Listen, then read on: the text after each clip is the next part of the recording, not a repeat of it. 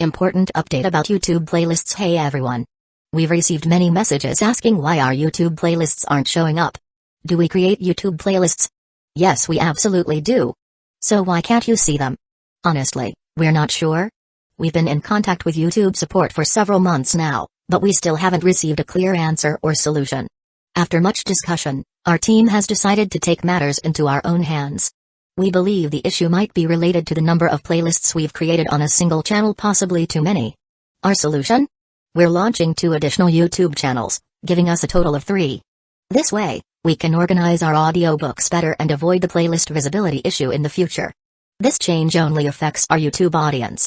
If you're a patron supporter, you can still access all our audiobooks by visiting the collection menu on Patreon. Thanks so much for your time and continued support. Happy listening, rushed over and pulled the white-haired girl into a tight embrace. Konko. If Akira is too harsh on you, make sure to come back and tell me. Raya said, her voice trembling like a mother sending her daughter off to marriage. Understood, President, Konko replied softly, nodding. Though she had no intention of doing so, she was touched by Ryaz's concern. Alright, Ryaz, that's enough, Akira interjected, gently pulling Ryaz away from Konko. Ryaz, don't you realize that your overprotectiveness is what's holding your familiars back? They haven't shown any significant progress under your care. Huh? I don't understand. What's wrong with caring for my familiars? You know the Greenery family values emotions. Caring for our familiars is a family tradition. Ryaz retorted, her voice rising in defense. Is that so? Then tell me, does your brother, Surge, spoil his familiars the same way? Well, Ryaz faltered, unable to counter Akira's argument when he brought up Surge's. Ryaz, true care for your familiars means helping them grow stronger, both in power and in spirit. That's what it means to truly cherish them, Akira said, shaking his head in exasperation. If he had Ryaz's resources and team, he would have already crushed the Phoenix family. How could Ryaz remain so passive? Whoosh! The glow of a teleportation circle illuminated the room as a tall, silver-haired figure emerged. Lady Ryaz, Lord Akira is correct. While it is a king's duty to care for their familiars, you may be overly indulgent with yours, the woman said, her voice calm and authoritative. Grafia. Ryaz's eyes widened in surprise. Even Grafia agreed with Akira? Grafia. Akira murmured, his gaze shifting to the legendary queen of the underworld. Grafia Lucifuge, the wife of Surge Lucifer and the current queen of the underworld. During the Great War, she fought alongside Surge, forming a deep bond with him. After the war, she betrayed the former Lucifer faction and pledged her loyalty to Surge, becoming his queen. Though she was a strong candidate for the position of Ma'o, Grafia chose to serve as Surge's queen rather than rule herself. Her decision allowed Seraphal Leviathan to take the position of Ma'o instead. Akira couldn't help but admire her presence. If Seraphal was the embodiment of cuteness and sensuality, Grafia was the epitome of grace and authority. Her silver hair, tied into 2 long braids that rested on her chest, and her conservative yet elegant maid outfit only accentuated her mature charm. The black stockings hidden beneath her long skirt and her poised demeanor hinted at a fiery passion beneath her composed exterior. Grafia was a woman who balanced her regal composure with an inner warmth, a trait she rarely displayed openly. Akira decided to use his appraisal skill on Grafia. While he was confident in defeating most opponents below the Ma'o level, Grafia was an exception. She was a top-tier fighter, and gathering information on her was essential. Name, Grafia Lucifuge, Level exceeds host by 100, unable to view, attribute evaluation, level exceeds host by 100, unable to view, overall evaluation, A+ tier main god, final assessment. Grafia has refined her demonic bloodline and annihilation magic to their limits, transcending her demonic origins to become a transcendent level being. She is capable of rivaling even the top 10 strongest gods in the world. In addition to her annihilation magic, she has awakened powerful dimensional abilities, allowing her to teleport freely without the use of spells or restrictions. Note, Grafia will be recruited. Surge has already evolved due to Akira's influence and is no longer considered a living being, a main god level being. Just like Seraphal, Grafia has surpassed the limits of a demon. Akira thought, his mind racing. Wait, if Grafia's strength exceeds the original storyline, does that mean Surge has also grown stronger? The thought of the red-haired Ma'o sent a shiver down Akira's spine. Surge had always been an enigma, and his true power was something even Akira couldn't fully grasp. With Grafia's intervention, Ryaz quickly backed down. Alright, I understand, Grafia. I'll do my best to help my familiars grow, Ryaz said, pouting slightly. Good. I hope Lady Ryaz remembers her words. Actions speak louder than words, Grafia replied sternly before turning her attention to Akira. The silver-haired queen bowed slightly, her crimson lips parting as she spoke. Lord Akira, I am here to conduct a strength assessment for you. Surst-sama is very interested in your progress. He asked me to inquire if you have any needs. His exact words were, Akira may request anything, and I will do my best to fulfill it. Akira raised an eyebrow. For Surst to offer such a favor, it was clear he wasn't just being polite. However, Akira couldn't help but feel a tinge of regret. If only Surst had extended this offer before Akira had awakened his system, it would have been a true lifesaver. Now, it felt more like an afterthought. As Grafia finished speaking, Akira's system chimed in. Ding, congratulations, host, for triggering a sign-in event, sign-in level, gold, sign-in type, location sign-in location, Grafia's pet collar. Wait, what? Grafia's pet collar? Since when does Grafia have a pet collar? Akira thought, confused. Does this mean I have to put a pet collar on Grafia? Before he could finish his internal monologue, the system chimed again. Chapter 28, A New Ma'awa for the Demon Race. Before Akira could finish his internal monologue, he heard the familiar chime of the system notification. Ding, congratulations, host. You have triggered a villain sign-in event, sign-in level, rainbow, sign-in type, event sign-in event, offer a new Demon King to the Demon Clan, event requirements, marry the current Demon King's sister, Ryaz Greenmurray, and make Grafia your subordinate. Demons are a race that values strength above all else. The current Demon King rose to power by defeating the previous Demon King, and to solidify his legitimacy and power, he married into the bloodline of the former Demon King. So, if the former Demon King's lineage wishes to rise again, what should they do? That's right, they should marry into the current Demon King's bloodline to claim legitimacy. Just as the Ming Dynasty succeeded the Yuan Dynasty, and the Qing Dynasty succeeded the Ming Dynasty, even though they overthrew their predecessors, they still chose to inherit their claims to maintain legitimacy. Objective: seduce or conquer Ryaz Greenmurray, gold, seduce or conquer Grafia, rainbow, marry both, and claim the title of the new Demon King, rainbow. After reading the system notification, Akira's expression turned. Just a moment ago, Surst said that I could ask him for anything if I needed help. Well, now I have a need. No, I've created a need out of thin air. How am I supposed to tell him, I don't want anything else, just your sister and your wife? A few seconds later, Akira calmed himself and spoke slowly. Grafia, there's actually something I'd like to ask of Surst-sama. What is it, Akira-sama? You can speak freely. I'd like to ask for his permission to allow me to form a marriage contract with his sister, Ryaz Greenmurray. I wish to become Ryaz's fiancé. Akira had already agreed to a fake marriage with Ryaz. Now, with the added task of becoming the Demon King, this marriage had become even more necessary. Grafia, the queen of the underworld, lived up to her title. Even such a shocking marriage proposal didn't faze her. She simply glanced deeply at Ryaz. With her political acumen and understanding of Ryaz, she immediately realized that Ryaz must have had a hand in this. Akira-sama, is this Ryaz's idea, or your own? Grafia cut straight to the point. Akira's response was calm. It's Ryaz's idea, as well as my own.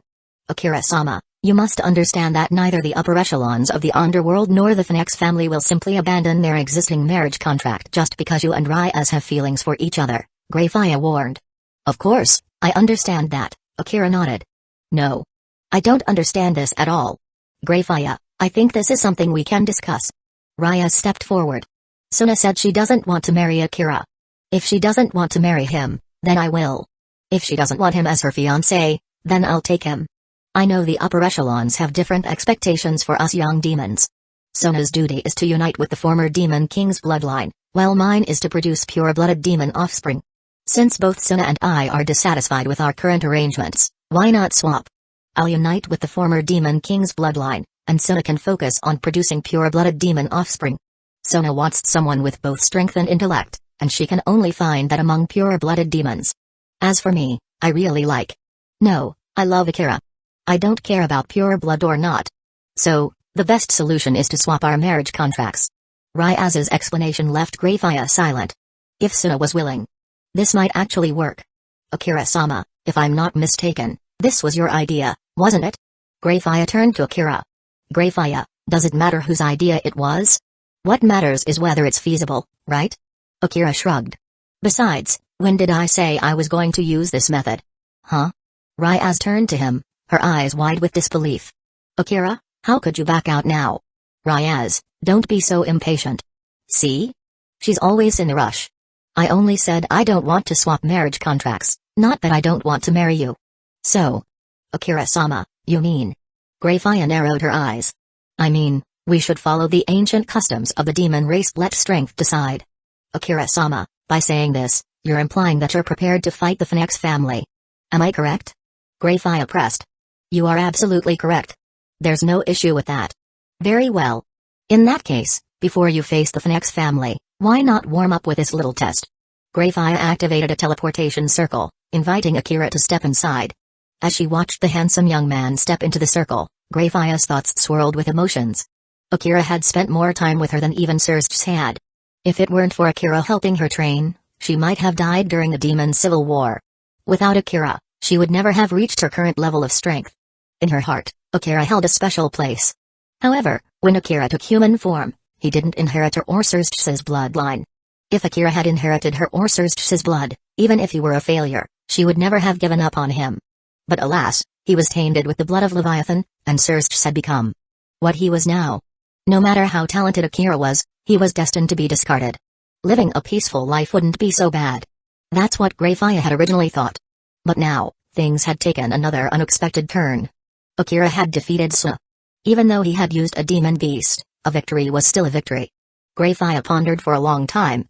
In the end, she couldn't help but feel a twinge of compassion. If he's regained his strength, it means the heavens haven't abandoned him yet. If that's the case, then I should give him a chance. This is my way of repaying him, even if it's just a small gesture. Grafia's decision was not to report this. Chapter 29, The Underworld Princess, seek Vera in the territory of the Agars family, within a floating city. Inside a specialized testing area. Grafia stepped forward to introduce the person in charge of Akira's evaluation. Akira-sama, this person will oversee your strength assessment today. You should recognize her, so I won't go into too much detail. Following Grafia's gesture, Akira saw a quiet, bespectacled beauty. It wasn't Sona, nor was it Tsubaki. Her name was Vera. Vera Agars. She was the next head of the Agars family, one of the four Ma'o of the new generation in the original storyline, alongside Ryaz, Sona, and Seira Org. Vera's demeanor was similar to Sona's. Both were intelligent, bespectacled beauties skilled in strategy and tactics. In fact, Vera even shared the same nickname as Sona, the Princess of the Underworld. Currently, there were only 3 female demons with the title of Princess of the Underworld. They were Ryaz, Sona, and Vera. Generally, there were only 2 types of demons who could earn this title. The sister or daughter of the current demon king. The female heir of one of the top 3 demon families, House of Baal, House of Agars, House of Vapula. Adjusting her glasses, Vera extended her hand toward Akira. Hello, Akira Leviathan. I'm Vera Agars. Hello, Lady Vera. Akira shook her hand briefly, intending to pull away immediately. However, Vera suddenly gripped his hand firmly with both of hers. Akira-kun, can I call you Akira-kun? Akira-kun, can I ask you a somewhat personal question? Are you interested in robots? Vera's crimson eyes sparkled with enthusiasm. She was a robot enthusiast? Having lived for so long, this was the first time she had met a fellow young demon who shared her interests, and she was thrilled. Robots? I suppose I'm interested, but why do you ask? Akira chuckled awkwardly. Because I oversee the affairs of the Agars family. Recently, Serafal-sama has placed numerous orders for mechanical-type demon beasts and precious metals. I initially thought that Serafal-sama, who loves magical girls, had changed her tastes and developed an interest in robots. But Serafal-sama told me that it wasn't her who wanted the mechanical-type demon beasts and precious metals, it was you, Akira-kun. Akira was speechless. Well, it was true. He needed the mechanical-type demon beast data and precious metals for Aguman to evolve into Metal Greymon. Confirming that Akira shared her interests, Vera eagerly extended an invitation.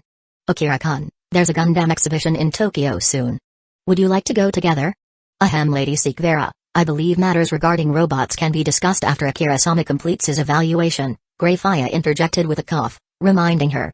Ah. You're right. I got too carried away. Vera composed herself and returned to her professional demeanor. In her work mode, Vera shed her earlier fangirl persona and reverted to the quiet, composed beauty she was known to be. Akira-kun, this time, we will be responsible for your ability assessment. The results of this test will be recorded in the Underworld's war game simulation system, so please take it seriously. We?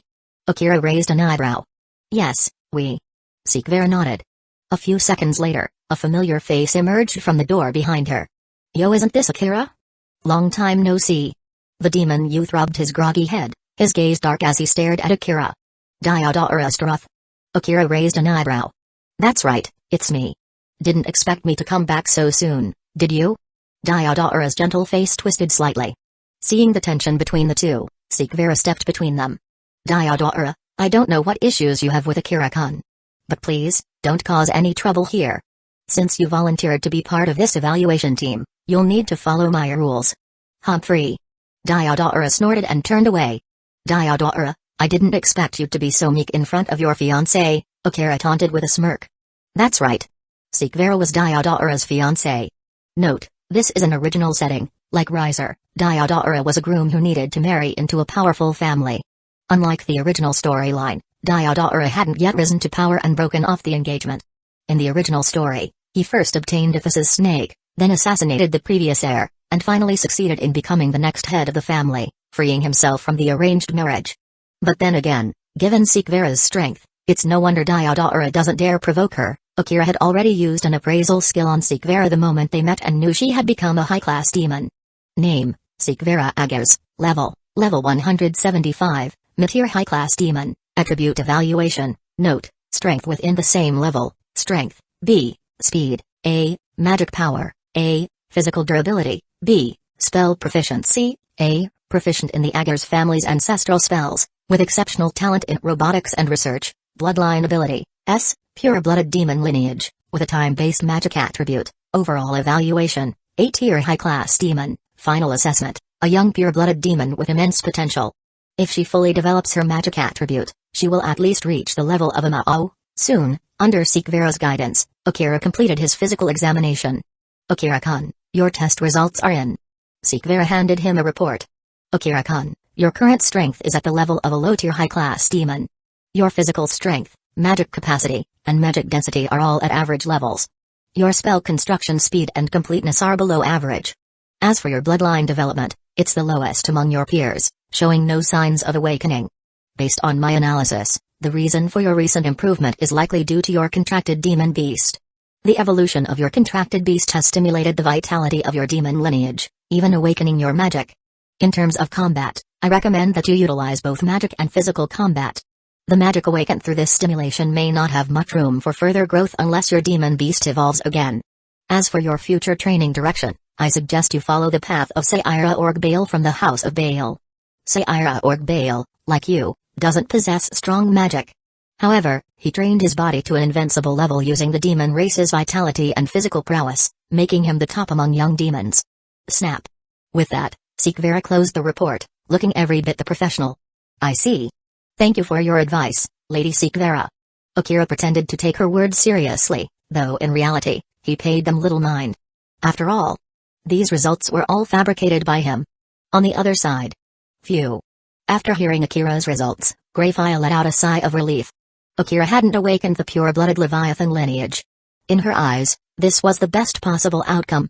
Without awakening the Leviathan bloodline, he wouldn't be supported by the remnants of the old Ma'awa faction and dragged into the vortex of rebellion. Chapter 30, Stealing the Fiancé? The Forbidden Hand of the Red Dragon Emperor. The time for practical combat had arrived. Vera led Akira to a specially protected training ground, enclosed by a barrier. Akira-kun, take this practical training seriously, she instructed. Real combat is different from raw data. There are qualities that can't be measured in numbers, things like strategy, reflexes, battle awareness, and even sheer willpower. A high score in this test will raise your standing in the underworld. Vera wasn't exaggerating. Both the written and combat data from this test would be recorded in the Grand Wargame simulation system. Being part of that system meant high-ranking devils playing wargames could select candidates based on their performance. If Akira proved himself to be a strong and reliable piece on the board, his reputation in the underworld would soar. Akira-kun, your opponent in this test is a pure-blooded devil from the Astroth clan, Diodora Astroth. His abilities are fairly balanced among pure-blood devils. Good luck. With that, Vera vanished into the teleportation circle, leaving only Akira and Diodora behind. Seeing that they were alone, Diodora smirked. Akira Leviathan. I've already looked into you. Without your contracted beast, you don't even deserve to stand before me. Akira now understood why Diodora was acting so cocky. He was counting on the fact that the ability test prohibited the use of contracted beasts. I see. So, you're afraid of Aguman? Humphrey. A low-class beast that relies solely on brute strength.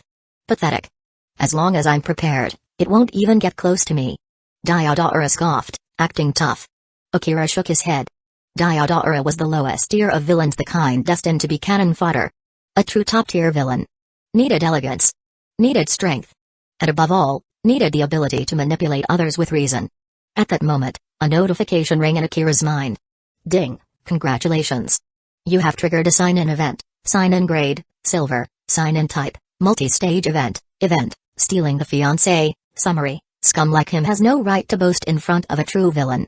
A proper villain must completely destroy their enemy, as everyone knows, the best way to ruin a man is to take what he values most. The song was just a fleeting interest to Diodora, but his true weakness lies with his fiancé. In the original timeline, after acquiring the serpent and rising to head of the Astroth family, Diodora annulled his engagement, freeing himself from marrying into the Agars family, but right now, he still needs to enter the Agars family as a political spouse, break off his engagement, then take what's his, or better yet, steal her before he even gets the chance to annul it himself. Either way, it will utterly break him. Mission, Stage 1, Purple, break Diodora's engagement with Vera Agars. Stage 2, Silver, form a marriage contract with Vera Agars. Stage 3, Silver, make Vera Agars your servant.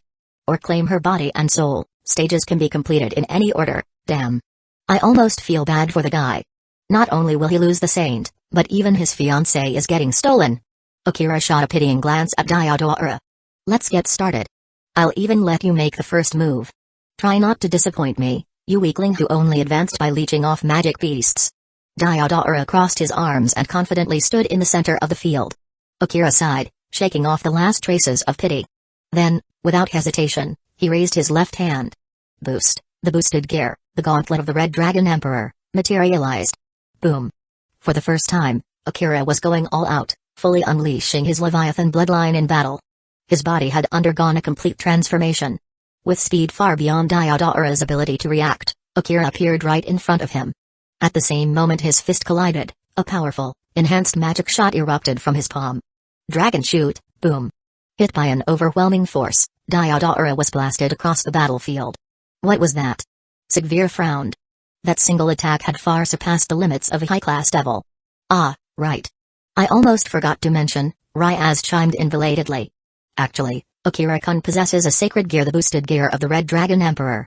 Lady Ryaz, Vera glared, next time, please report things like this before setting up the match. At this point, the opponent she had chosen for Akira was completely useless. Maybe not, Grafia interjected, her eyes narrowing. The battle seems to be changing. She sensed it, chaos energy swirling around Diodora. As the dust settled, Diodora stood back up, his body now surrounded by a terrifying aura of chaos. High-class Devil Peak. Ultimate Class Devil. Mid-tier Ultimate Class Devil. High-tier Ultimate Class Devil. Ultimate Class Devil Peak. His power was skyrocketing at an absurd rate. Even without attacking, the sheer pressure of his magic cracked the ground beneath him. The fusion of chaos energy with his devil powers had shattered his previous limits.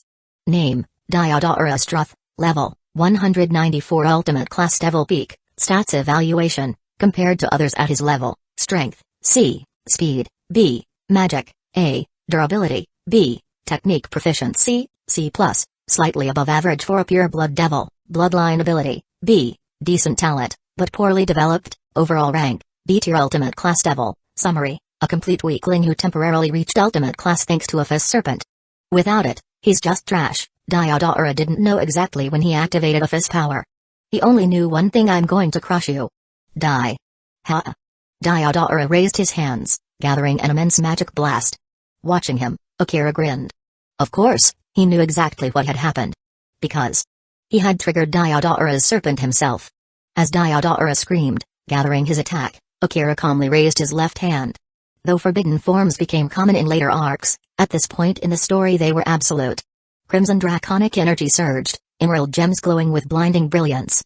Welsh Dragon Balance Breaker, Forbidden Move, Boosted Gear Scale Male. Akira's body was instantly clad in the crimson armor of the Red Dragon Emperor. A massive golden flame formed before him. Boost. Boost. Boost. Boost. Boost. Super Flame, Data readings are reaching Ma'al class levels. Vera's crimson eyes burned with excitement. This was the ultimate mecha armor she had always dreamed of. Chapter 31, The Annulment of the Engagement and the New Transfer Student, Extreme Flame. The Super Flame completed its condensation and amplification, advancing alongside Diodora's massive monosphere. And then, the two collided head-on. It was like the sun evaporating a water balloon. The Super Flame effortlessly vaporized Diodora's massive monosphere. Sizzle, sizzle, sizzle. The Super Flame continued its relentless advance, effortlessly evaporating Diodora's defensive magic circles. What? Diodora couldn't believe his eyes and hurriedly set up defensive spells. But alas, he was nothing more than trash who had reached the level of a high-class demon by borrowing a fist snake. How could he possibly stand a chance against Akira in his balance breaker state? Boost. Boost. Boost. Boost. Boost. The thrusters on the armor's back emitted a green aura. Akira instantly accelerated. Boom. The Super Flame shattered the defensive spells and exploded right in Diodora's face. Immediately after, Akira delivered a heavy punch. Akira's fist slammed directly into Diodora's face. Aura, aura, aura, aura, punch after punch, blow after blow.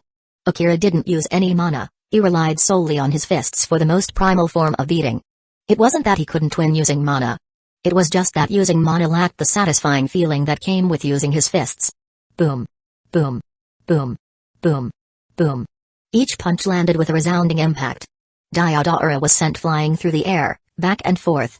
Every time he was knocked back, Akira would already be waiting at the next spot, ready to change his trajectory once again. Boom. After hundreds of punches, Diodora was slammed straight into the ground, creating a deep crater. Diodora unable to get back up. Ms. Vera, I'll leave the follow-up to you. Akira deactivated the armor of the Red Dragon Emperor and turned to leave. Alright. Vera was still in the afterglow of the Red Dragon Emperor's armor, unable to snap out of it for a long time. It wasn't until Akira had left the scene and returned to the testing room that Vera finally remembered to arrange for someone to rescue Diodora. The rescue team has already taken him to the hospital, but this power Diodora used. Vera was deeply puzzled. Since when did Diodora possess the strength of a high-class demon? If he had such power, why would he need to marry into her family? This is the power of the infinite dragon god, Aphis, Grafia said gravely. The infinite dragon god. Aphis. Vera was shocked to hear Grafia mention that name. Lady Grafia, what exactly is going on? Recently, we've discovered a group of terrorists who worship Aphis as their leader. They've been carrying out various covert operations around the world. About a month ago, the underworld officially classified the Chaos Brigade as a terrorist organization. Their goal is to use the power of the infinite dragon god to overthrow the world. Lady Grafia, are you saying that Diodora has joined this terrorist organization? Vera frowned deeply. Being able to use a fist snake means he's not just a mere member. He's likely deeply involved with the Chaos Brigade. Most importantly, Diodora might just be the tip of the iceberg. If even a pure-blooded demon like him has joined the Chaos Brigade, then what about the reincarnated demons, mixed-blood demons, or even other pure-blooded demons in the underworld? Could they have joined as well? Ms. Vera, it's possible that your engagement with Diodora will be annulled. Because he will most likely be stripped of his noble status, Grafia warned. Is that so? Vera pondered for a few seconds. That's fine. I don't want a fiancé who's joined a terrorist organization. As she said this, Vera couldn't help but glance at Akira. At first, Vera was only interested in Akira because he shared her love for robots. Later, when she learned that Akira possessed the armor of the Red Dragon Emperor, her interest in him skyrocketed. Now, that interest had gradually shifted to Akira himself. This was the effect of her high-dimensional succubus bloodline. Even if Vera initially only liked a part of Akira, it would inevitably develop into an attraction to him as a whole. It wasn't just Vera who was looking at Akira, Grafia's gaze was also fixed on him. Lord Akira, now that you possess the boosted gear, your future is boundless. If the White Dragon Emperor ever comes for you, please contact me immediately. I need to report the matter regarding Diodora, so I'll take my leave now. Grafia offered a faint smile of approval before turning to leave. In her eyes, this was the best possible outcome. Akira didn't have the pure-blooded Leviathan lineage, but he possessed the potential for limitless growth. A few hours after returning to school, just before the end of the day, Akira heard the system's notification. Ding! Congratulations, host, on completing the check-in mission. Check-in level, purple. Check-in type, stage event check-in event, stealing the fiancé, stage 1. Congratulations, host, on receiving the reward, Talent Soul of the Minotaur. Soul of the Minotaur, when cuckolding others, gain a certain bonus. Physical and psychological damage dealt to males increases by 100%, and charm towards females increases by 100%. Stage 1 is complete, which means the engagement between Diodora and Vera has been annulled. But what the hell is this Soul of the Minotaur? Akira didn't mind cuckolding others, as long as the one being cuckolded ended up being his alone. But giving him this talent, was the system trying to hint at something? As Akira pondered whether the system was trying to guide him, his phone suddenly rang. Beep. Beep. Beep. It was a text message. Akira picked up his phone and saw a message from Sona. Akira, I need to talk to you. Please come to the student council room, Sona wants to see me? What for? Could she really be that desperate after just half a day? Soon, Akira arrived at the student council room. As he opened the door, he saw a familiar face. The princess of the Agars family, Vera Agars. When Vera saw Akira, her eyes flickered. But in the next second, she regained her usual composure. In fact, her demeanor became even colder than usual. Hello, Akira. I'm Vera. Starting today, I'll be transferring to Kua Academy. As fellow demon studying here, I look forward to your guidance. Vera extended her slender, pale hand towards Akira. Chapter 32, Vera wants to confirm. Under Sona's watchful gaze, Akira and Vera exchanged a polite handshake. Akira, Vera is a high-class demon who will be staying in Kua Town from now on, Sona explained. As per tradition, when a new high-class demon arrives, they must greet the other high-class demons stationed here. Now that you've met, Akira, you can go attend to your own matters. Sona instinctively didn't want Akira and Vera to get too close. She felt an unprecedented sense of crisis around Vera. The two of them weren't in a competition of differences but rather a competition of similarities. In terms of demeanor, Vera was much like her calm, composed, and glasses-wearing young woman. In terms of strength, Sona was no match for Vera. As for family background, Vera's lineage as a daughter of the Bale family was no less prestigious than Sona's, and Sona even had a slight disadvantage due to her sister's annulled engagement. The only area where Sona outshone Vera was intelligence. Sona's thoughts were optimistic. However, Vera's reason for transferring to this school was Akira. There was no way she would let him leave so easily. Vera was known for her cool and rational personality, and she wasn't particularly skilled at interacting with men. But even if she wasn't good at it, she still needed to make an effort. How else could she confirm her feelings? Akira, I just arrived at this school. Could you show me around? Vera proactively invited Akira. Sure, where would you like to visit first? Akira was more than willing to spend time with Vera. On one hand, he could attempt to complete the Steal the Fiancé quest. On the other hand, interacting more with the storyline might trigger new quests. Lastly, there was Akira's personal interest. Achieving the rare feat of winning over 3 princesses of the underworld seemed like a worthwhile challenge. Where to start? Let's decide as we go, Vera said, her black-stockinged legs moving gracefully as she prepared to leave the student council room. Wait. Sona called out to stop the two just as they were about to leave. As she had mentioned earlier, her intelligence surpassed Vera's. So, after noticing Akira's attitude, Sona had an epiphany. It's not that Vera has taken an interest in Akira first, it's that Akira wants to get closer to Vera. Akira wants to bring the Bale family's princess into his circle. Once she understood this, Sona knew what she had to do. She would help Akira win over Vera. Sona, is there something else? Vera asked, puzzled. The enrollment process should have been completed by now. Nothing much. I just thought it would be impolite for Akira to leave without having some tea, Sona said, pulling out a set of exquisite teacups. Akira, please. Using her magic to speed up the process, Sona brewed a fresh pot of tea in under 30 seconds. As they sipped their tea, Akira communicated with Sona through a magical artifact. Sona, what are you up to? Don't worry, Akira. I understand your goal now. I'll help you win her over. Akira was speechless. The combination of carrots and sticks was truly powerful. Even the usually composed Sona was now actively helping him expand his harem? Akira, just watch me. I believe she already has a faint affection toward you. What I need to do is help her clarify her feelings. After finishing her conversation with Akira, Sona picked up the teacup he had just used. Ms. Sona, what are you doing? Vera raised an eyebrow. Had she just seen Sona bring Akira's used teacup to her lips? I'm drinking tea, Sona replied, acting as if Vera was overreacting. But that's the cup Akira just used. I know. I'm just trying to avoid waste. If you're worried about waste, shouldn't you give it to me? Actually, I'm feeling a bit thirsty myself. With that, Vera snatched the teacup from Sona's hands and drank its contents in one go.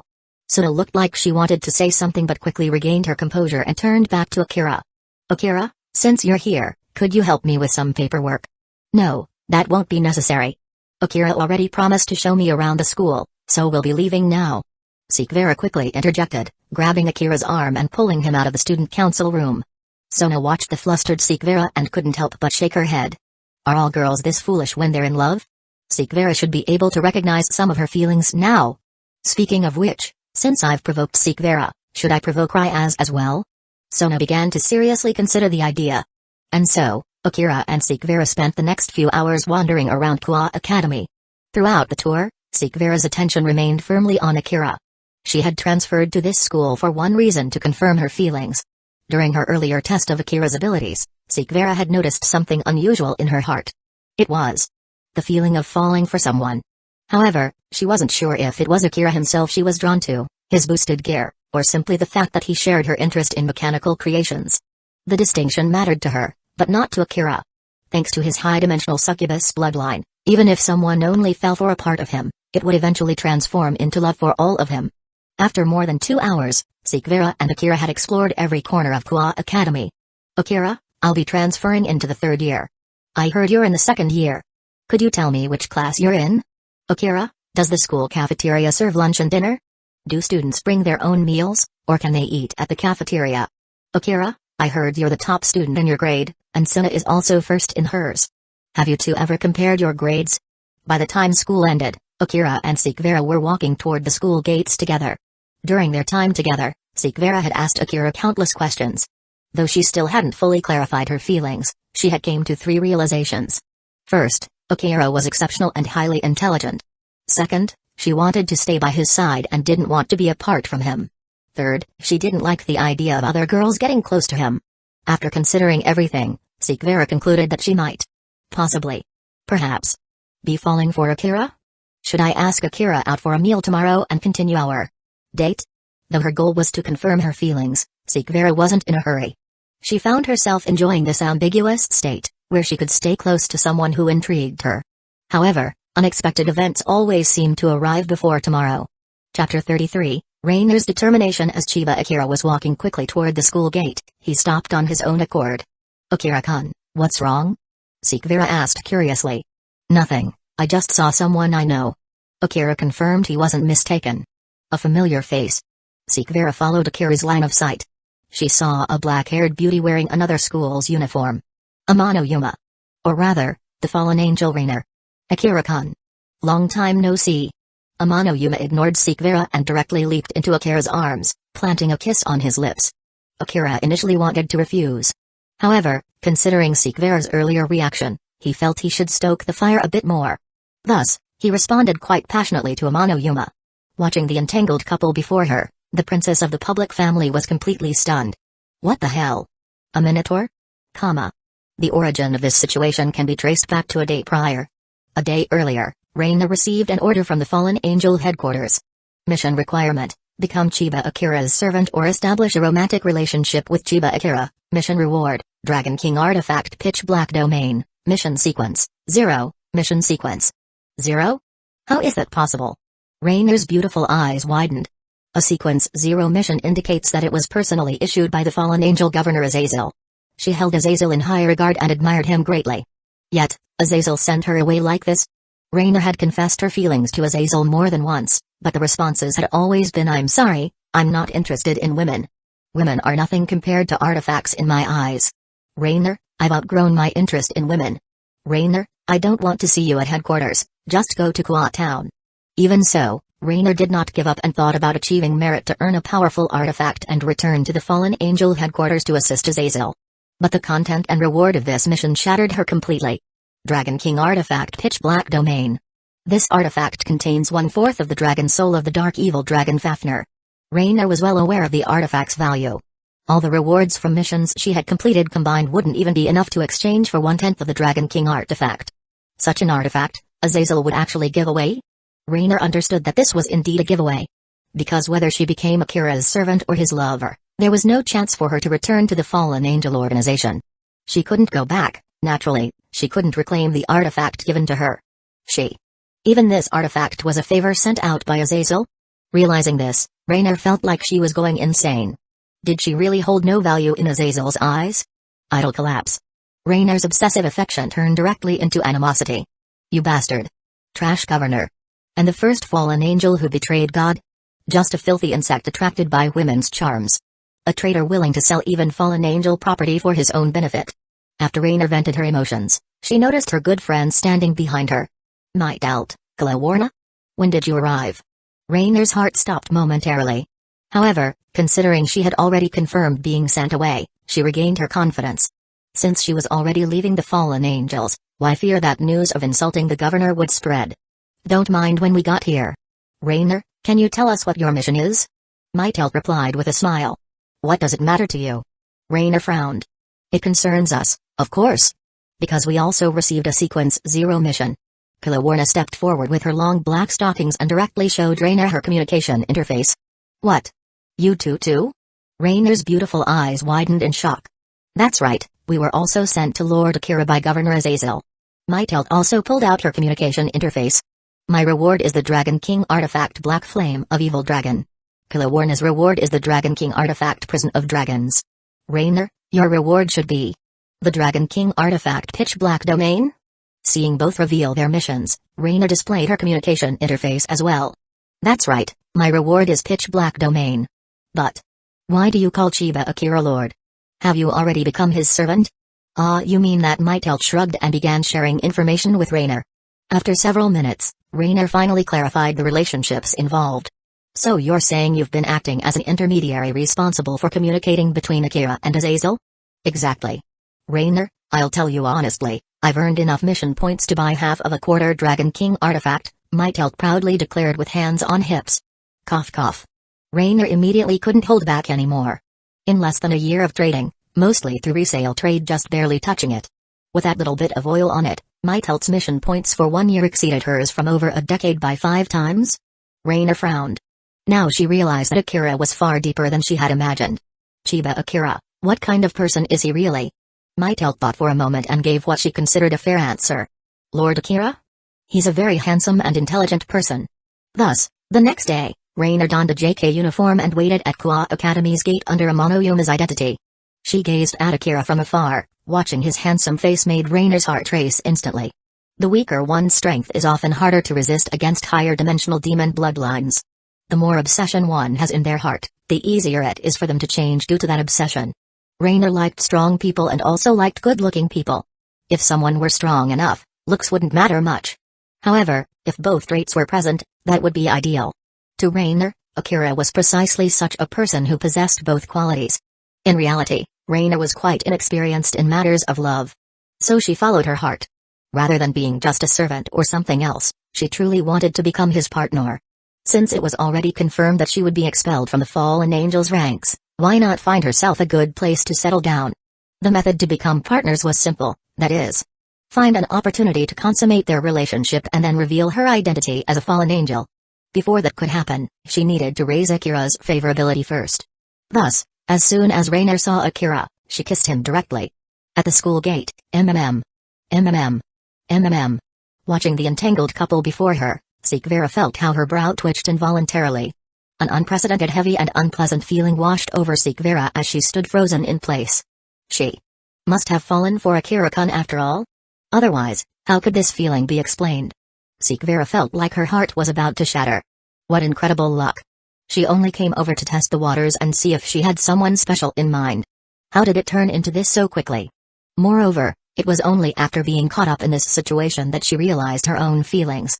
Chapter 34, The Black Evil Dragon King Vitra, The Strange Notions of Devils. Half a minute later, Akira finally pushed Yamamano away. Yamamano, who had been enjoying the moment, was suddenly pushed back. Her dazed eyes remained fixated on Akira. Originally, her plan was to increase Akira's affection for her. But once she put it into action, she was the one who ended up falling for him. I'm sorry, Akira-kun, I just like you so much that I couldn't help myself. Yamamano's face was flushed, her amethyst eyes trembling. This time, she was genuinely embarrassed. It's fine, Yama-san. I enjoyed it too. Being kissed by a beautiful girl was a pleasant experience for Akira. Besides, he had deliberately allowed Yamamano to kiss him. Anyone who came into contact with his bodily fluids or energy would inevitably develop feelings for him. To make Reina willingly become his servant, Akira hadn't held back during the French kiss. Akira's response pleased Yamamono, and she flashed a shy smile that would make most men think, she's fallen for me. It felt nice. I enjoyed it too. Yamamono played with her hair, perfectly embodying the image of a bashful maiden. Quite the actress, Akira couldn't help but comment inwardly. Unaware that Yamamono had already started down a path of darkness, Akira assumed her behavior was mostly an act. It was possible that she had developed feelings for him, but there was no way she was this innocent. By the way, Akira-kun, where should we go for our date today? I heard there's a new couples package at a love hotel. It includes a meal for two, and the room is free. Yamamono decided to take things a step further. Once they crossed that line, she would confess everything to Akira. Unfortunately, even if Akira wanted to give Yamamono this opportunity, Vera wouldn't allow it. Kissing him was one thing, but inviting him to a love hotel? That was going too far. Enough was enough. Time ability activate. Vera burst forth with incredible speed, appearing behind Yamamono in an instant. Then, she gently placed her hand on Yamamono's back. Time stop. Yamamono was frozen in time, unable to move. After immobilizing Yamamono, Vera turned her cold gaze toward Akira. In her eyes, Akira wasn't the type of shallow man who would accept anyone based on looks alone. But now, she was disappointed. Akira-kun, what is your relationship with this person? Vera asked. Yoma is my girlfriend. A few days ago, she confessed to me, and I accepted her feelings. Why did you accept her confession? Vera pressed, her voice icy. Why? Because she's beautiful, proactive, and her appearance and demeanor perfectly match my ideal image of a first love. Akira answered honestly. So, Akira-kun is the type who would accept anyone as long as they meet your standards for looks? Vera continued her interrogation. You could say that. But besides looks, I also have standards for personality. Please don't lower my standards so casually. Akira's shameless response left Vera speechless. Fine, I was wrong. Vera sighed, placing a hand on her forehead. Akira-kun, I used to think that people who like robots were good at heart. But now, it seems I misjudged your character. Akira-kun, you truly have the makings of a playboy, and you're sprinting down that path at full speed. As she said this, tears welled up in Vera's crimson eyes. Her first love had ended before it even began. Alright, I'll stop teasing you, Vera. Huh? Teasing me? Vera was stunned, unsure how to respond. She had almost blurted out, I regret ever having feelings for you, and I'll never like you again. But then, Akira said. He was just teasing her? Give her pure heart back, you jerk. Vera, since you've stopped her time, why don't you try sensing her race? Vera silently probed Yamamono's race. Her race is a fallen angel? Akira-kun, why would a fallen angel confess to you? Vera's confusion deepened. Maybe she's after the sacred gear inside me? You know I possess the boosted gear, and Azazel, the governor of the fallen angels, is obsessed with researching sacred gears. I see. Then, why did you accept her confession? Because she needs me, and I need her. There's something I want from her too. What is it? A quarter of the Black Evil Dragon King, Vitra. The Black Evil Dragon King Vitra. The evil dragon from Indian mythology that represents floods and obstruction. Vera's eyes widened. The Black Evil Dragon King Vitra was the archenemy of Indra in Indian mythology. Exactly. When Vitra was turned into a sacred gear, its power was too evil and violent, so it was divided into 4 parts. What's here is one of those 4 parts. As he spoke, Akira reached out toward Yamamono. The boosted gear manifested. Roar! The green jewel flashed, and the soul of the Red Dragon Emperor surged forth, devouring the remnant soul of Vitra. Akira-kun, what did you just do? I've brought the sacred gear of the Black Evil Dragon King under my control. Huh? The boosted gear can do that? Indeed. I'm special, and my boosted gear has evolved uniquely, granting it the ability to absorb and control dragon-type sacred gears. I see. So that's why you said you needed her. Does that mean you plan to make this fallen angel your servant? Realizing this, Vera let out a sigh of relief. She simply couldn't accept Akira being promiscuous, accepting anyone who came his way. But if it was about acquiring a servant, that was a different matter. While she wouldn't develop feelings for her own servants, she could understand high-ranking devils treating their servants as part of their harem. Such things were quite common in the underworld. This was the devil's sense of values. Though it might seem twisted to humans, it was perfectly normal for devils.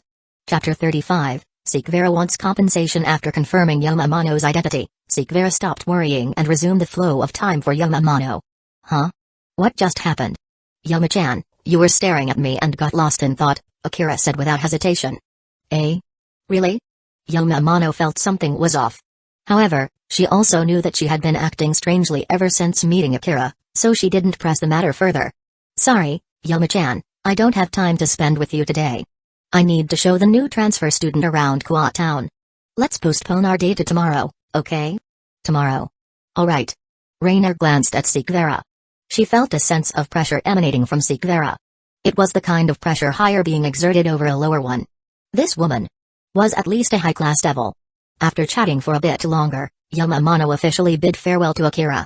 She didn't want to stay in Vera's presence for too long, as it might expose her true identity. If possible, she wanted to confess after things had progressed further with Akira. That way, she could become his main partner, not just a servant. Alright then. See you later, Akira-kun. I'll come find you tomorrow. Yamamano smiled as she said goodbye. She had no idea that her identity as a fallen angel had already been exposed to Vera. Yeah, see you. Akira watched as Yamamano disappeared around the corner. After Yamamano left, Vera continued to accompany Akira. She planned to walk him home. This way, she could also find out his address without having to ask directly. Having clarified her feelings, Vera decided to officially make her move. Akira-kun, I heard from Lady Serafal that Sona cancelled the engagement? That's right. Sona and I have called off the engagement. Akira looked up at the sky. Sona had always been a substitute for Serafal. She was a tool to placate the old Mao faction. This way, the current Mao faction could tell the old Mao faction we're not looking down on the old Mao, we're just changing the engagement partner. In reality, it was just a temporary measure. Akira felt that neither the current Mao faction nor Serafal herself would ever approve of his engagement with Sona. If he hadn't unlocked his golden finger, if he hadn't won Sona's affection, he would have inevitably broken off the engagement with Sona over time. In that case, Akira-kun, would you like to form an engagement with me? Vera nervously licked her lips. If Sona didn't want him, she did. If Sona wouldn't marry him, she would. Akira remained silent for a few seconds. Before I answer that, there's something I need to say. What is it? The thing is, Vera-san, I actually have a lot of affection for you too. Eh? Vera's breath hitched. Did that mean Akira agreed to form an engagement with her? In her love-struck state, Vera had lost her usual calm judgment. Vera, even though I like you, I'm sorry, I can't form an engagement with you. Akira's next words made Vera's nose twitch. Why? Because I've already made a deal with Ryaz to enter a fake marriage to help her break off her engagement. I see. That's fine, Akira-kun. Since it's a fake marriage, I don't mind. Vera chose to forgive once again. No, what I want to say is that I'm helping Ryaz to get a reward from her. The reward is to make my contracted familiar stronger. The reason I want my familiar to grow stronger is because I want to stand on my own and be independent. Even before I awakened my abilities, I wanted to be self-reliant. Now that I have a Longinus, I don't want to become someone else's dependent. After a few seconds of silence, Vera finally understood Akira's meaning. So, Akira-kun, you like me, but you don't want to marry into my family? Saying like is too strong. Akira shook his head. Even though we've met before, those were just casual meetings. Today is the first time we've really gotten to know each other. All I can say is that I have feelings for you, Vera. But as for romantic love, it's too early for that. Falling in love so quickly would be too careless, don't you think? Akira smiled and shook his head. After hearing Akira's words, Vera also felt that she had been too hasty. That makes sense. A few seconds later, Vera made a decision and spoke slowly. Akira-kun. Do you dislike me? No. Then do you like me, Akira-kun? I suppose I do in that case, why overthink it? I think what you said is right. Forming an engagement right after getting to know each other is too rushed. So, Akira-kun, I have a proposal. Let's not talk about engagements for now. Can we try being lovers first? Let's become lovers, get to know each other better, and then consider whether to get married. When we both feel it's time to take the next step, if Akira-kun still doesn't want to marry into my family, we can have a rating game. If I win, you marry into my family. If you win, I'll marry into yours. How about that? Since she wasn't the only heir to the Agars family, Vera didn't mind marrying out. Alright, it's a deal. Akira smiled. Vera's suggestion was exactly what he wanted. While he didn't want to marry Vera, he still wanted to develop their relationship. Once their relationship progressed and Vera spent more time with him, the effects of his high-dimensional succubus bloodline would take hold, and she wouldn't be able to escape. Then. Starting today, Akira-kun and I are lovers. Vera took Akira's hand and smiled sincerely. This feeling wasn't bad. The fact that Akira wanted to develop their relationship as lovers first proved that he took relationships seriously and wasn't a playboy, right? Akira, actually. I really am a playboy. As your lover, can I make a request, Akira-kun? Vera, who usually had a cool and composed demeanor, now displayed a charmingly, Gapmo, side after falling in love. Sure, go ahead. Akira-kun, earlier I saw you being intimate with your servant, and it made me quite unhappy. So, can you let me kiss you as compensation? Sure, but this isn't compensation. If you want to, you can just say so. With that, Akira lifted Vera's chin and brought her closer to him. Vera gazed at the approaching boy, carefully admiring the face that made her heart race. Even though she had met Akira before, why hadn't she felt this way initially? Was it because strength was the foundation of a devil's appeal? Was it his powerful strength combined with his good looks that made her fall for him? Thump thump thump thump. Vera tried to calm her rapidly beating heart. She took off her glasses and leaned in, offering a shy, inexperienced kiss. As she tasted Akira's lips, Vera's head began to feel dizzy. So this was what kissing felt like? No wonder that fallen angel, Rainer, had been so engrossed. No, her mind was starting to go blank, entering a strange and wonderful state. Vera's devil blood was boiling, and her body was preparing to receive his seed and give birth to a powerful devil offspring. Just then, a bright white light flashed beneath their feet. It was the glow of a teleportation circle. The preset teleportation circle activated as soon as its targets arrived. Whoever set it up had clearly chosen this moment when both of them were fully absorbed in each other to teleport them to a specific location. Chapter 36, Katria Leviathan. In the blink of an eye, Akira and Vera Agars found themselves transported to an alternate dimension. Akira. That teleportation circle's crest just now. Vera recognized the emblem's design. That's right. It's the crest of the former Leviathan, Akira nodded. He was all too familiar with that emblem because the magic circle he used bore the same crest. In the next moment, a dark purple teleportation circle flashed before Akira and Vera. A tall, mature woman wielding a staff emerged gracefully from the circle. She had dark skin, towering over Akira even in high heels, embodying the archetype of a dark-skinned beauty. As everyone knows, arrogance and a certain provocative allure are the hallmarks of such women. The dark-skinned beauty smiled with a hint of condescension, looking down at Akira as if he were an insect. The fake Leviathan propped up by the new Ma'oa faction, welcome to my domain. I heard you've been granted the demon pieces recently? Katria licked her crimson lips. That's correct, Akira replied calmly. Katria, what brings you here? Akira addressed her by name. The dark-skinned beauty was none other than Katria Leviathan. Katria had long, flaxen hair, red glasses, and two braids framing her face, resting gently on her ample chest. Her wine red stockings and revealing Ma'o outfit showcased her thighs and flat stomach, drawing attention to her well-maintained figure.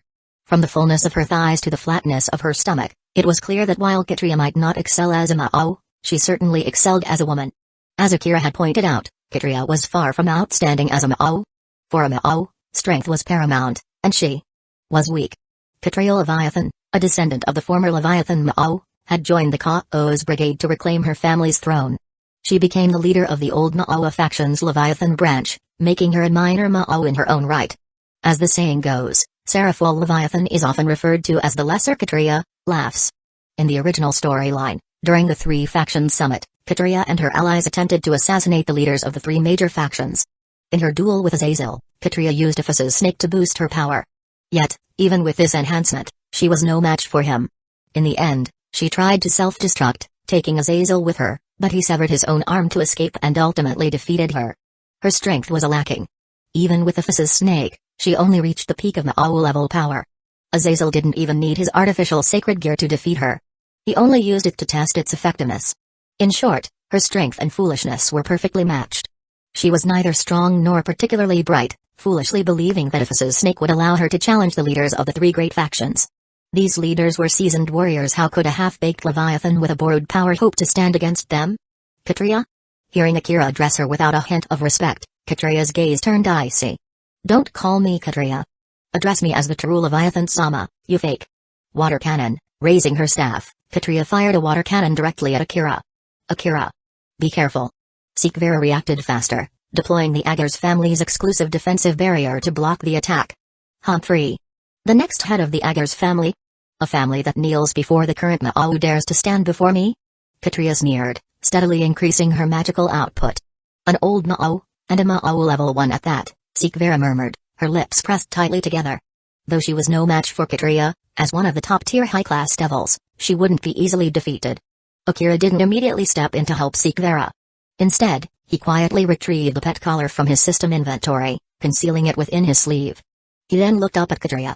Katria, why have you come for me? Why? How dare you ask? Of course, it's to take you away from the fake Leviathan's grasp. Take me away? Now. If you really wanted to take me, shouldn't you have done it sooner? Akira countered. Humphrey. Why now? Katria laughed bitterly. How dare this traitor question her? It's because I heard you've been granted the demon pieces. Receiving them means you're about to marry the fake Leviathan's sister. I can't allow a fake Leviathan to marry the fake Ma'o's sister. That would be an insult to the true Leviathan. Katria declared, her eyes blazing with anger. Also, you're here because of my engagement to Suna. Well, I've already called it off, Akira replied nonchalantly. Huh? Katria tilted her head, her mind struggling to process his words. I said, I've already broken off my engagement with Suna. The one before you now, Vera Agars, is my true lover, Akira said, taking Vera's hand in his. Vera? The Agars family's Vera? Your lover? What? When Katria exclaimed what? It wasn't because she thought something was wrong with herself, it was because she thought something was wrong with you. Vera, while maintaining the barrier against the water cannon, calmly replied, that's right. Akira is my lover. If you've come to break off Akira's engagement to Sona, you can leave now. Though Katria was a weak Ma'o, she was still a Ma'o. Fighting her as a high-class devil was putting immense pressure on Vera. Humphrey. If I leave just because you tell me to, wouldn't that make me look weak? Katria increased her magical output, and soon, Vera began to falter. In those 10 seconds, Akira had already summoned the boosted gear and completed its maximum boost. With the host's enhanced physique, the boosted gear could reach its limit immediately upon activation. Transfer. Gift of the Red Dragon Emperor, the green jewel glowed, and Akira placed his hand on Vera's back. The gift of the Red Dragon Emperor allowed Akira to transfer the boosted gear's enhancements to others. This feeling. Vera's magical power surged, effortlessly pushing back Katria's water cannon. While a high-class devil like Ryaz might not defeat a Ma'o-level opponent even with enhancements, Vera was a top-tier high-class devil. TCH. Katria glared at Vera, her expression darkening. In the next moment, boom. Dragon shot, a green energy blast shot from Akira's hand, striking Katria squarely in the face while she was distracted. Crack. Her red glasses shattered, and Katria's face twisted with rage. Without using Balance Breaker, Akira couldn't deal significant damage to Katria. But that wasn't his goal. His aim was to provoke her into losing control. Boom. Aphis's snake was triggered. Chaotic energy erupted around Katria. Power. Overwhelming power. Katria's magical energy surged to a level that nearly surpassed the limits of a Ma'o. The weakened water cannon regained its strength, easily overwhelming Vera's defensive barrier once more. Chapter 37, If you can't do it yourself, then create a new account. Katria wasn't wrong. The reason she came to find Akira was to stop him from marrying Suna.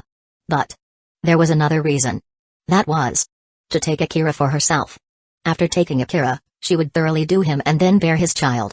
This was Katria's true goal in coming here. During the conflict between the current Ma'o and the previous Ma'o factions, the previous Ma'o had sent out numerous spies to infiltrate the current Ma'o's ranks. One of the elders, after failing his mission, had sent back a message before his death. If you wish to defeat the current Ma'o and reclaim the throne, you must obtain Akira Leviathan. Although he himself is no longer capable, Katria, you can unite with him and produce a powerful offspring. The child born from you and Akira Leviathan may inherit his originally monstrous talent. If such a child is born, Katria, you must nurture them carefully. That child, inheriting his original talent, will be the key to overthrowing the current Ma'o. It was because of this elder's dying words that Katria couldn't allow Akira to marry Suna. On one hand, if Akira married Suna, she would undoubtedly bear his child, which could expose the secret of Akira's bloodline. On the other hand, if Akira married into the Saitri family, he would grow closer to them and to Seraful, making it even harder for Katria to make her move. So, the moment she heard about Akira obtaining the evil pieces, Katria rushed over to snatch him away. She no longer had time to hesitate. Before this, Katria had always been reserved and hesitant. She believed she could handle it on her own. She, Katria, could overthrow the current Ma'o by herself. Why place her hopes on Akira? But as time passed, Katria's mindset began to change. She realized that she wasn't as much of a genius as her ancestors, struggling even to break through to the Ma'o level. In desperation, she resorted to using rare treasures to force her breakthrough. Then, tragedy struck. Katria discovered that after forcibly breaking through, she could no longer progress, forever stuck at the initial Ma'au level. Left with no other choice, she had to activate the backup plan Akira. If she couldn't do it herself, then she would create a new account. Although she had reluctantly accepted reality, Katria was still proud. Who was she? And who was Akira? A discarded waste. Even if he had some use, he was only good as a breeding tool. How dare such a tool slap her in the face? Unforgivable. Katria was furious, and the consequences would be severe. Katria didn't know why she had suddenly used her snake ability, chalking it up to an instinctive reaction in her rage. She didn't realize. Her use of the snake and her current state of extreme anger were all actively orchestrated by Akira. A terrifying surge of chaotic energy erupted as Katria pushed the battle line back, leaving Vera's defenses on the verge of collapse. Vera bit her lip, casting an apologetic glance at Akira. She felt she had failed his expectations. Even with the boost from the boosted gear's gift, she couldn't defeat the enemy before her. Now, since Akira had used the boosted gear's gift on her, he couldn't use his sacred gear. She had to take responsibility for protecting him. Akira. I've already tried, but I can't send a message outside. However, after my power increased, I found a flaw in this dimensional space. In a moment, I'll use all my strength to create an opening. When that happens, you need to slip through it immediately. There's a good chance you'll be able to escape. Vera proposed her solution, an imperfect one. If I escape, what will happen to you? Akira asked. Vera fell silent. While creating the opening, she would need to continuously pour her energy into it, making it impossible for her to leave with Akira. I'll stay here and continue to resist the previous Ma'au faction. Akira, your task is to contact Lady Grafia as soon as you escape. Her unique power allows her to manipulate dimensional space. She'll be able to come to our aid immediately. Vera said this to convince Akira to accept her plan.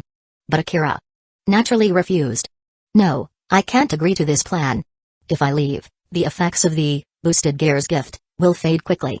Without it, you won't be able to resist Katria. No. Akira, you must go. There's no more time to hesitate. Vera's voice grew urgent, a rare display of impatience in front of Akira.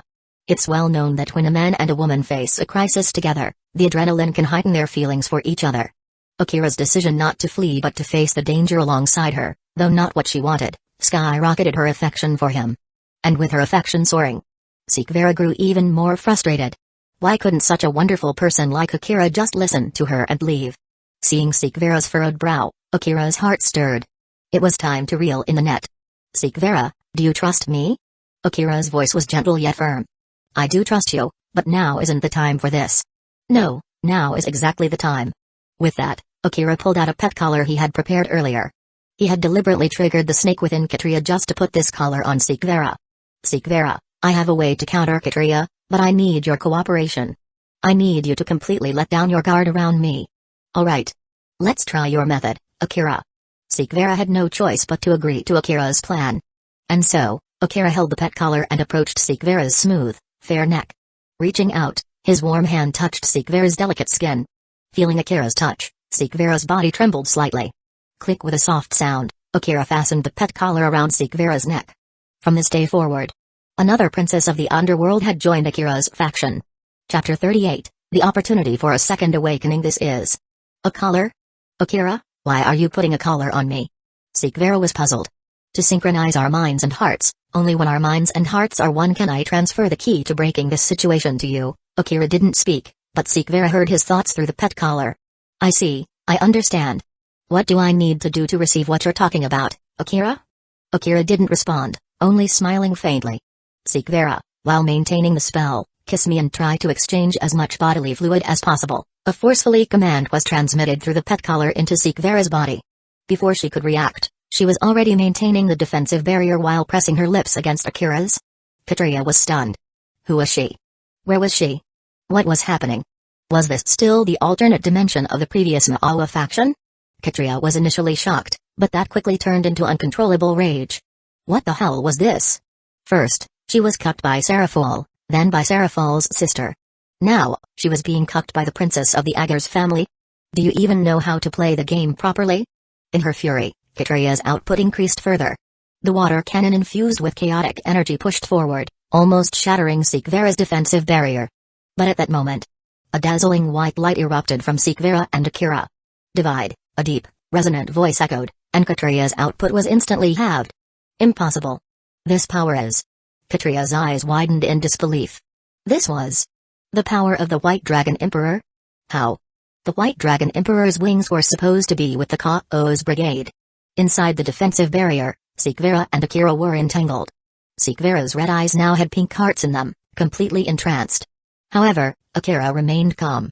Thanks to his training with Hayasaka Nao and Sona, he had developed strong resistance to such situations. So, while enjoying the softness of the Agars princess, Akira transferred the wings of the White Dragon Emperor to her. Once the dragon soul bound itself to its new host, Akira used the pet collar to control Vera, making her activate the sacred gear. Divide, the deep voice of the White Dragon Emperor rang out, and Katria's offensive power was halved again. Now that she had used the White Dragon Emperor's power, Vera regained some clarity. Together, the two began to wield the White Dragon Emperor's power. Divide. Divide. Divide. Divide. Divide, the White Dragon Emperor's voice echoed repeatedly.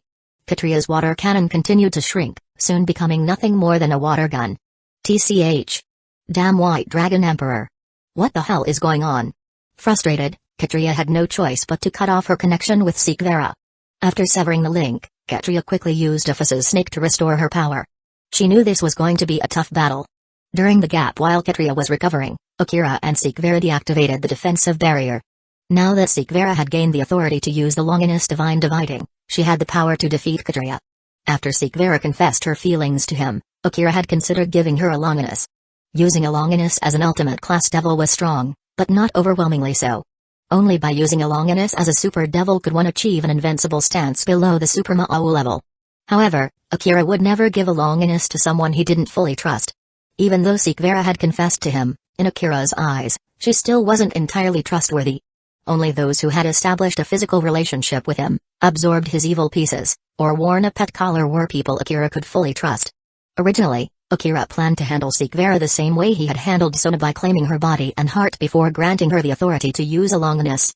But who could have expected Katria's sudden intrusion, putting both Akira and Vera in a life-threatening situation? Such a golden opportunity was impossible to pass up. So, Akira deliberately triggered the snake within Katria, creating a crisis that even their combined efforts couldn't resolve.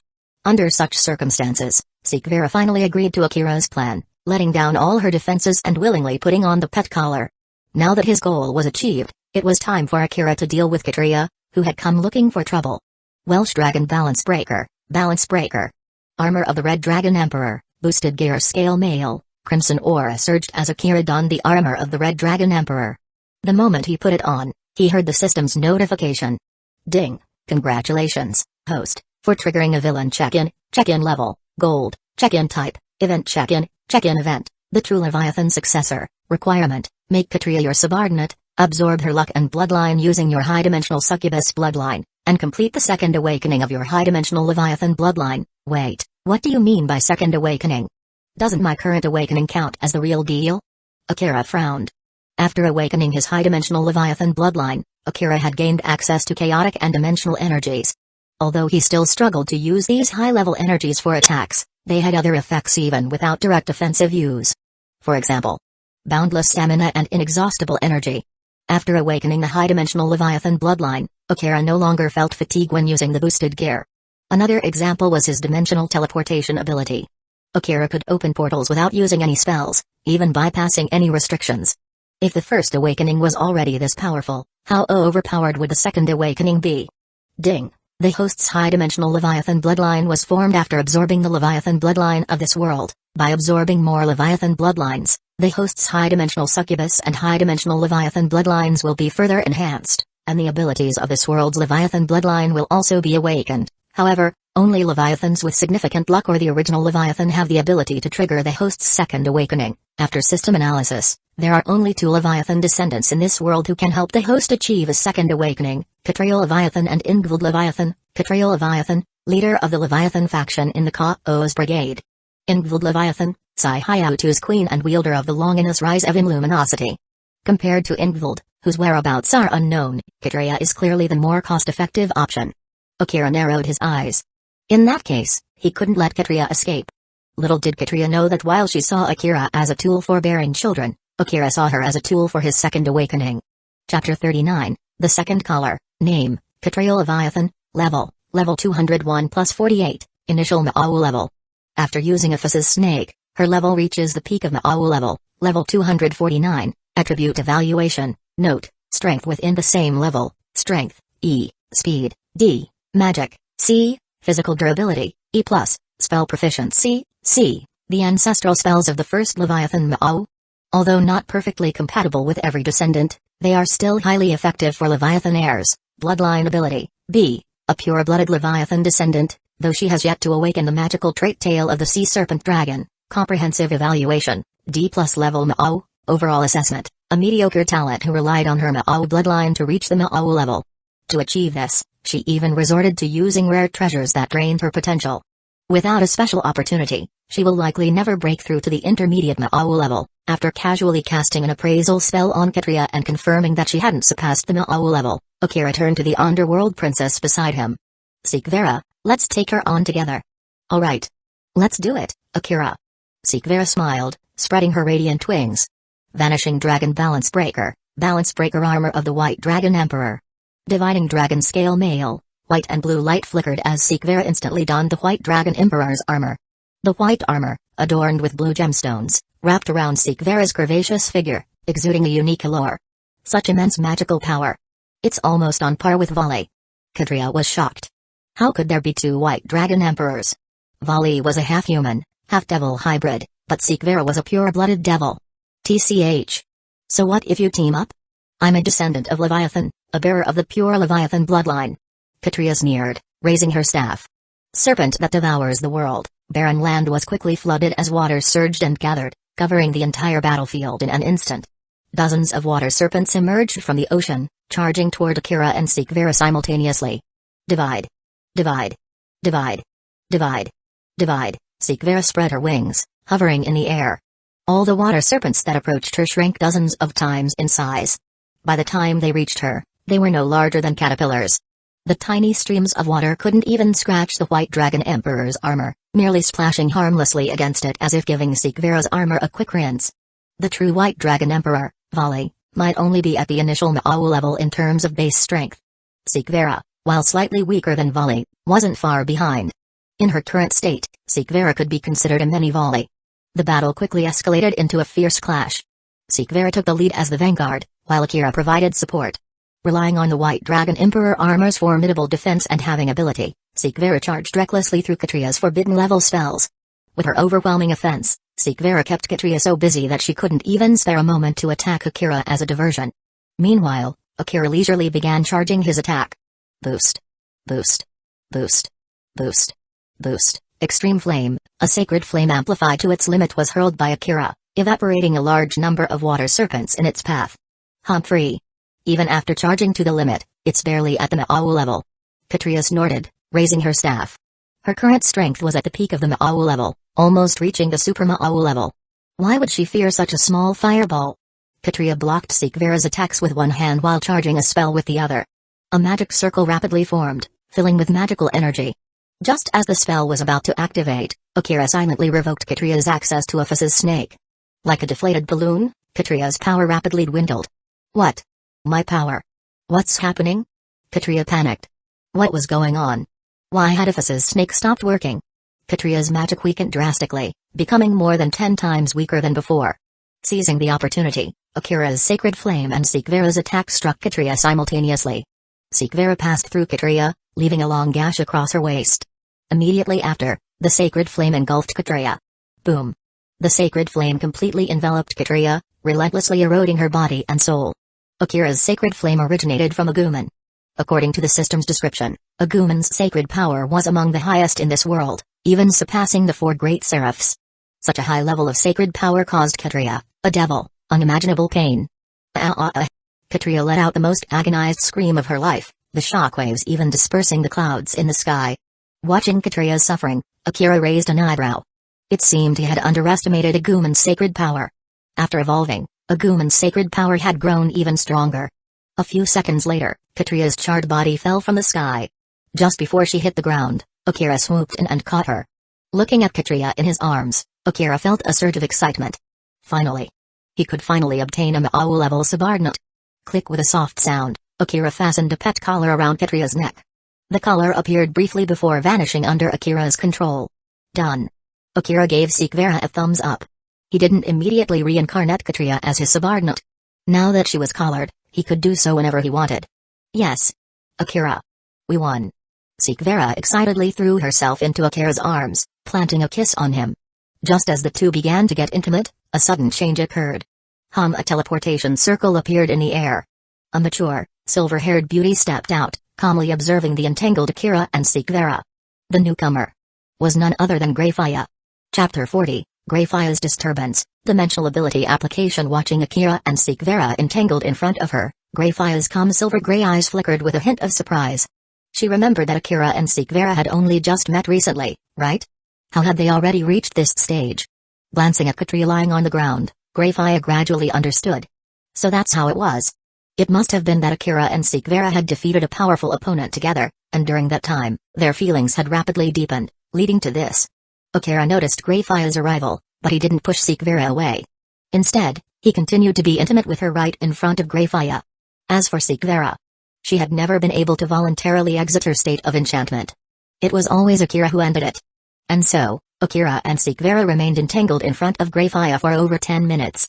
It wasn't until Akira confirmed the information he wanted that he finally released Vera. The reason Akira did this was to verify the information he had received from Hayasaka Nao. Hayasaka Nao had told him that Grafia had once wanted to adopt him as her foster son, held a high level of goodwill toward him, and might even harbor motherly feelings for him. But just now, Akira had obtained a completely opposite result. After seeing Akira and Vera being intimate, Grafia's eyes had never shown any trace of relief or happiness. On the contrary, Akira saw relief, helplessness, anger, and even jealousy in Grafia's eyes. For a moment, Akira wondered if he had misread that flash of jealousy. Seeing that Akira had finished, Grafia finally spoke. Lord Akira, Lady Vera, good day. I heard from Lady Ryaz about the attack on your residence, Lord Akira. After examining the traces of the spatial magic, I reverse-engineered the teleportation spell and arrived in this alternate dimension. However, it seems you had already defeated the enemy before I arrived. Impressive, truly impressive. To defeat a terrorist with the strength of an AO class. It seems Lord Akira truly has the ability to help Lady Ryaz resolve her engagement. Grafia deliberately brought up Akira helping Ryaz resolve her engagement in front of Vera. But Vera showed no reaction. Thank you for the praise, silver-haired Queen of Annihilation. Vera is honored. After saying this, Vera nestled into Akira's arms, her face once again blooming with a blissful smile. Grafia stared at Vera, her brow unconsciously furrowing. She hated this feeling, the feeling of something that belonged to her being taken away by someone else. Akira. From the very beginning, he had been hers. After Akira absorbed Leviathan's blood and reincarnated as a devil, she had thought she had let go, that she had started treating Akira as a person rather than an object. But now, Grafia realized she had been wrong. Terribly wrong. She had merely convinced herself that she had given Akira freedom. In reality, her emotions were far more complicated. Toward Akira, she felt the relief of setting him free. The guilt of not being able to restore his talent. And the reluctance to let him disrupt her relationship with Serges. These emotions intertwined, creating the situation where Grafia, despite wanting to adopt Akira, could only let him drift alone. Akira noticed the way Grafia was staring at Vera and felt increasingly uneasy. What exactly was Grafia's relationship with him? Foster mother and son? Impossible. Lovers? Even more impossible. Then what was it? As Akira pondered, Grafia turned her gaze to Katria. Lord Akira, may I take custody of this terrorist leader from the old Ma'awa faction? You and Lady Vera defeated this terrorist together. I will ensure you receive the rewards you deserve. Very well, I'll thank you in advance, Akira replied calmly. Of course, that was all he could say. After all, Akira didn't have the authority to deal with terrorists. However, Akira had no intention of sitting idly by and letting Katria fall into Grafia's hands. Under Akira's control, Katria successfully woke up. Huh? Katria opened her eyes and, upon seeing Grafia approaching her, nearly popped them out of her head. The silver-haired Queen of Annihilation? When did she get here? I need to escape, now. Thinking this, Katria quickly stood up and began casting a spatial spell to flee. Do you really think you can escape from me? Grafia snapped her fingers, and in the next moment, the spatial spell at Katria's feet crumbled. Watching the silver-haired maid approach, Katria panicked. She absolutely did not want to fall into Grafia's hands. As if responding to Katria's desperation, the serpent attached to her body unleashed a surge of immense energy. Roar! The Chaos Dragon serpent roared. In an instant, Katria's power surged to a level beyond that of a Mao. This boost far exceeded Katria's limits. Maintaining this state, even the slightest movement made her feel as though her body was about to tear apart. Is it really worth going this far? Grafia shook her head and continued walking toward Katria. No matter what spell Katria cast, Grafia was confident she could dispel it before it took effect. This was the absolute confidence of a god-class powerhouse. However, things did not go as she expected. Serpent that devours the world, pushing her body to the brink of destruction, Katria launched an all-out attack on Grafia. The massive serpent that devours the world swept through the surroundings. To protect Akira and seek Vera behind her, Grafia cast a barrier to block Katria's attack. And then, right before Grafia's eyes, Katria's figure began to fade. Throughout this, Katria hadn't used any spells. The ability to traverse space without using any spells? How is that possible? For the first time, Grafia showed genuine surprise. Wasn't this ability unique to her? It had taken her over a century with Akira to develop dimensional abilities under his influence. How could Katria have them too? Could it be because of Aphis? Because Aphis was born in the dimensional gap, could she grant others the ability to move freely between dimensions? If it wasn't because of Aphis. Grafia turned and gave Akira a deep look. If it wasn't Aphis, then it could only be because of Akira. Could it be that the old Leviathan faction had stolen some ability from Akira when they kidnapped him? Grafia immediately dismissed the possibility that Akira had actively helped Katria. After all, there was no realistic basis for Akira to aid the old Mao faction. Katria had likely come here to kill Akira. Why would he help his enemy escape? With Katria's successful escape, Grafia saw no reason to stay. Soon, she sent Akira and seek Vera back to Akira's home. At the entrance of Akira's house, Grafia's brows remained furrowed. If the old Leviathan faction had truly awakened dimensional abilities, things had just become much more complicated. Lord Akira, take this. After a moment of thought, Grafia took out a silver-gray gem. What is this? Akira asked curiously. It's a gem I created using my own abilities. If you're ever in danger, you can use this gem to call for me. It can bypass any spatial barriers and deliver the message directly. Understood. Thank you. Akira accepted it with a polite nod. Even if he took it, he had no intention of using it, let alone carrying it around. Who knew if Grafia had embedded some kind of surveillance spell within it? After a few more reminders, Grafia left. The moment Grafia was gone, Vera threw herself into Akira's arms, pressing her lips to his. She had been waiting for Grafia to leave.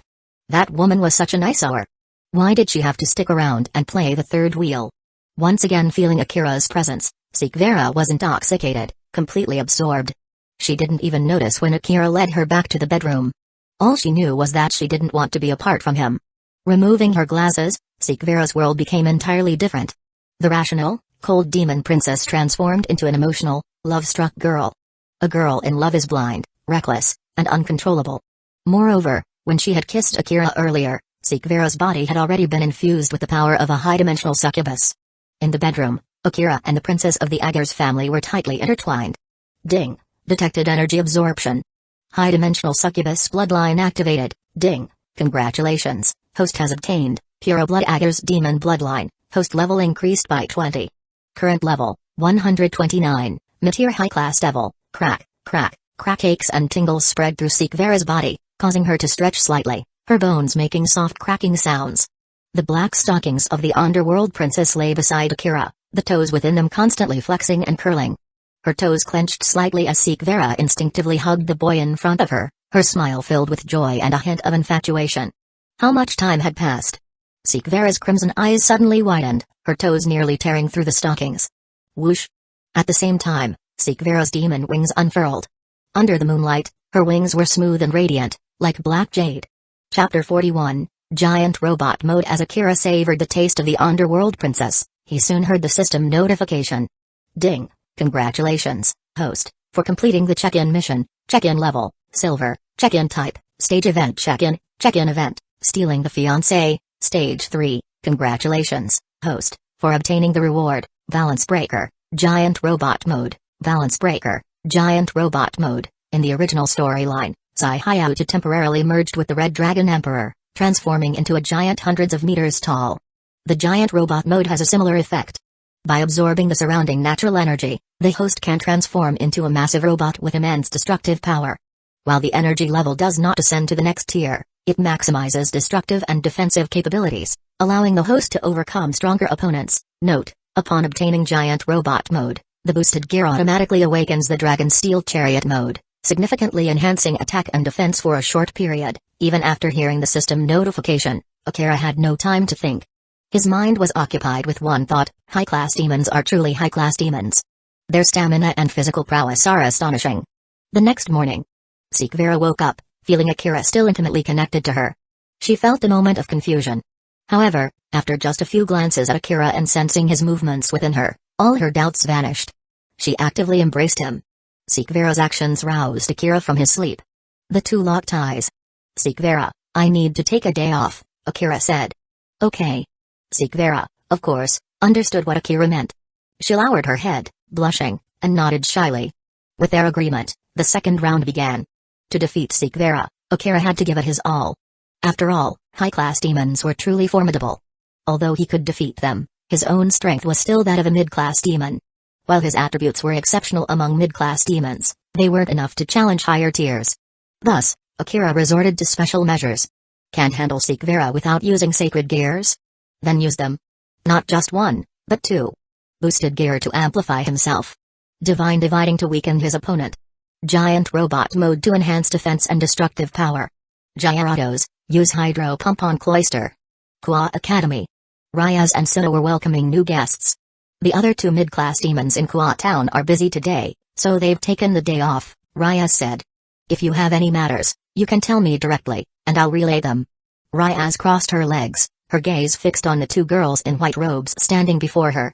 She sensed an ominous aura emanating from them. Alright, we'll leave it to you, Ryaz Greenmurray, one of the girls said. The two removed their hoods, revealing their faces. They were beautiful girls dressed in the church's specialized combat attire, one with blue hair, the other with orange hair. The blue-haired girl had a cold demeanor, while the orange-haired one radiated warmth, matching their hair colors perfectly. The black combat suits, similar to bodysuits, clung tightly to their figures, making their curves evident even under the white robes. Hello, mid-class demons overseeing Qua Town, the orange-haired girl introduced herself. I'm Irina, and this is Zenobia. We've came to Qua Town to retrieve the holy swords stolen by the fallen angels.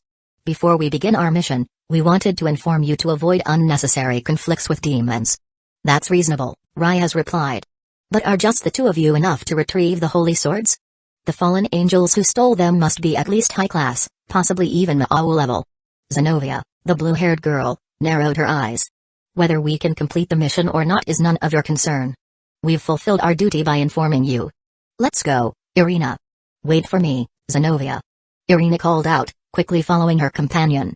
Well, that's that. We'll be on our way. We hope you mid-class demons won't interfere with our mission. It's better for everyone. Bye. Irina waved as they left. Behind Ryaz, a golden-haired girl named Kibayumi had been silently listening. Her expression darkened upon hearing the word holy sword. Yumi, I won't allow you to do anything reckless, Ryaz said firmly. Since being lectured by Grafia, Ryaz had changed somewhat. Kibayumi bit her lip, seemingly making a decision. Reckless actions? Are you saying I should just ignore the holy swords? Destroying them to avenge my comrades isn't reckless. With that, Kibayumi turned to leave. Stop, Yumi. Ryaz called out. I'm not telling you to give up. I just don't want you to throw your life away. As long as you're by my side, unless someone wants to start a war, your safety is guaranteed. But if you become a stray demon, anyone could kill you without consequence. I've already made my peace with that, Kibayumi replied in a low voice. Seeing this, Ryaz sighed. It seems I really can't stop you, can I? Had she been too lenient? Why were all her servants so headstrong? Konko had transferred, Yumi seemed ready to become a stray demon, and if this continued, would Akano leave too? If things kept going this way, she'd have nothing left. Realizing this, Ryaz made a decision different from the original storyline. Fine, Yumi. If I can't stop you, then go. But you must promise to return to me alive. Remember, if you encounter trouble, use the Greenmurray name. It will make others think twice. And if you face something you can't handle, seek Akira's help. Tell him I sent you. Ryaz felt a pang of regret. Asking Akira for help would undoubtedly come at a high cost. Ryaz? Kibayumi's eyes filled with tears as she knelt on the ground. Thud. She kowtowed deeply. Ryaz, no matter whether I succeed or not, I will return to you. You will always be my king, And I am an unworthy knight. Chapter 42, The Duke's House Strategy. Kibayumi slowly rose from the ground, preparing to leave. At that moment, Ryaz spoke softly. Yumi, you truly are an unworthy knight. That's exactly why you must return to my side and become a worthy one. Understand? Tears streamed down Kibayumi's fair and delicate face, unable to be held back any longer. Yes, President. I swear I will return to your side, no matter the outcome. As she spoke, Kibayumi felt the demonic sword in her hand tremble. An unprecedented sense of fulfillment and power surged through her body. Her sacred gear, sword birth, had entered a completely new realm. President, I think I finally understand what I've been missing all this time, the golden-haired knight said, wiping away her tears. What have you been missing? Love. Love with purpose. My heart was filled with nothing but hatred. It was you, President, who planted love within it. I will do everything in my power to repay the love you've shown me. And I'll prove it with this sword in my hand. The black demonic sword radiated a dazzling light. It was a holy light. With the altered storyline, Kibayumi achieved her balance breaker in a way different from the original plot. Balance breaker, holy demonic knight. In this newly awakened state, the small amount of holy sword factor within Kibayumi erupted, transforming her demonic sword into a holy sword. At the same time, her body was clad in armor forged from demonic swords. In the original storyline, Kibayumi's balance breaker was twin holy demonic swords and holy demonic dragon knights. The twin holy demonic swords created blades stronger than both holy and demonic swords, while the holy demonic dragon knights granted her area of effect abilities. The holy demonic knight was different from these, but it had its own unique advantages. It enhanced Kibayumi's speed while also granting her formidable defensive capabilities. Ryaz watched as Kibayumi left. Sona, was that? It was likely her sacred gear's balance breaker. Kibayumi must have unlocked it in a moment of intense emotion, Sona speculated. So, it seems my overprotectiveness was hindering my servant's growth after all, Ryaz said with a bitter smile. It's alright, Ryaz. It's good that you realize this now. It's not too late. Sona, can't you comfort me a little? Ryaz, what you need isn't comfort. It's discipline. Sona, I hate you. Funny, Ryaz. I hate you too. Ryaz, you always manage to get what I want so easily, whether it's a servant entering balance breaker or your engagement to Akira. Meanwhile, Akira had been working tirelessly, almost day and night.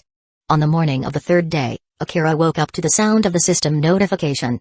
Ding, congratulations, host, for triggering a villain check-in level, silver, check-in event, Duke's House strategy, objective, help seek Vera Agars become the head of the Duke's House and use her as a proxy to control the family, control the Duke's House? It seems it's not just me thinking this way. The system is pushing me toward becoming a shadow manipulator. Akira muttered to himself, then reached out to stroke Seek Vera's smooth hair. Feeling the movement, Seek Vera opened her eyes. She glanced at Akira groggily before wrapping her arms around him. The Duke's daughter blushed slightly, her crimson eyes filled with satisfaction and reminiscence. For over 10 minutes, Seek Vera lay there, feeling Akira's heartbeat and rhythm. She couldn't quite remember how she had ended up in this situation with Akira 2 days ago. But now that it had happened, she had to face reality. Akira, what should we do? Pure-blooded demons aren't allowed to lose their chastity before marriage. It's about the purity of demonic bloodlines. I respect your will, Akira. Whether you want to marry into the Duke's house or have me marry into yours, I'm fine with either. After 2 days of continuous intimacy, Seek Vera had temporarily snapped out of her bewitched state. Or perhaps, she had fallen even deeper. Her previous hesitation had been due to her lack of strong feelings for Akira and her uncertainty. But now, after their closeness and witnessing Akira's strength, she was ready to face the issues she had been avoiding. One thing was certain: she absolutely did not want to be separated from Akira. Respect my will, huh? Akira smiled faintly. What if I said I wanted to become a Mao? Would you still respect my will? Seek Vera's expression turned serious as she replied. Akira, I support any decision you make. However, if you want to become a Mao, that will be a path of carnage. For an overthrown Mao to reclaim their throne, they must possess the resolve to break all rules, Seek Vera said, looking directly at Akira. Seek Vera, do you think I lack that resolve?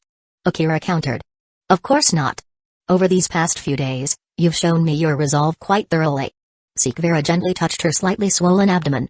She hadn't eaten for 2 days, but thanks to Akira, she didn't feel hungry at all.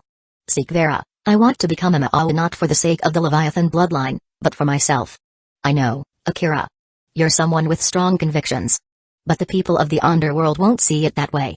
They'll only view you as a remnant of the old Mao. If you truly want to become a Mao, You'll have to overthrow the current system of the underworld. Then let's overthrow it. A system that only values bloodlines deserves to be torn down, Akira said calmly. Now that Vera was on his side, there was no need to hide his intentions any longer. Chapter 43, A New Dawn for the Underworld. Overthrow the current system of the underworld? Akira, are you planning to raise a rebellion? Sigurd's voice was laced with concern, her crimson eyes narrowing as she studied him. Akira shook his head calmly, his silver hair catching the dim light of the room. Sigurd, overthrowing the system and raising a rebellion are two different things. What I aim for is reform from within. A gradual change, not a violent upheaval. He stepped closer, his gaze unwavering. That's why I need your strength, Sigurd. I want you to become the head of the House of Agars. Not as a puppet ruler, bound by tradition, but as a true leader with absolute authority over your family. With your support, the chances of success increase significantly. Sigurd's eyes widened slightly, but she remained silent, allowing him to continue.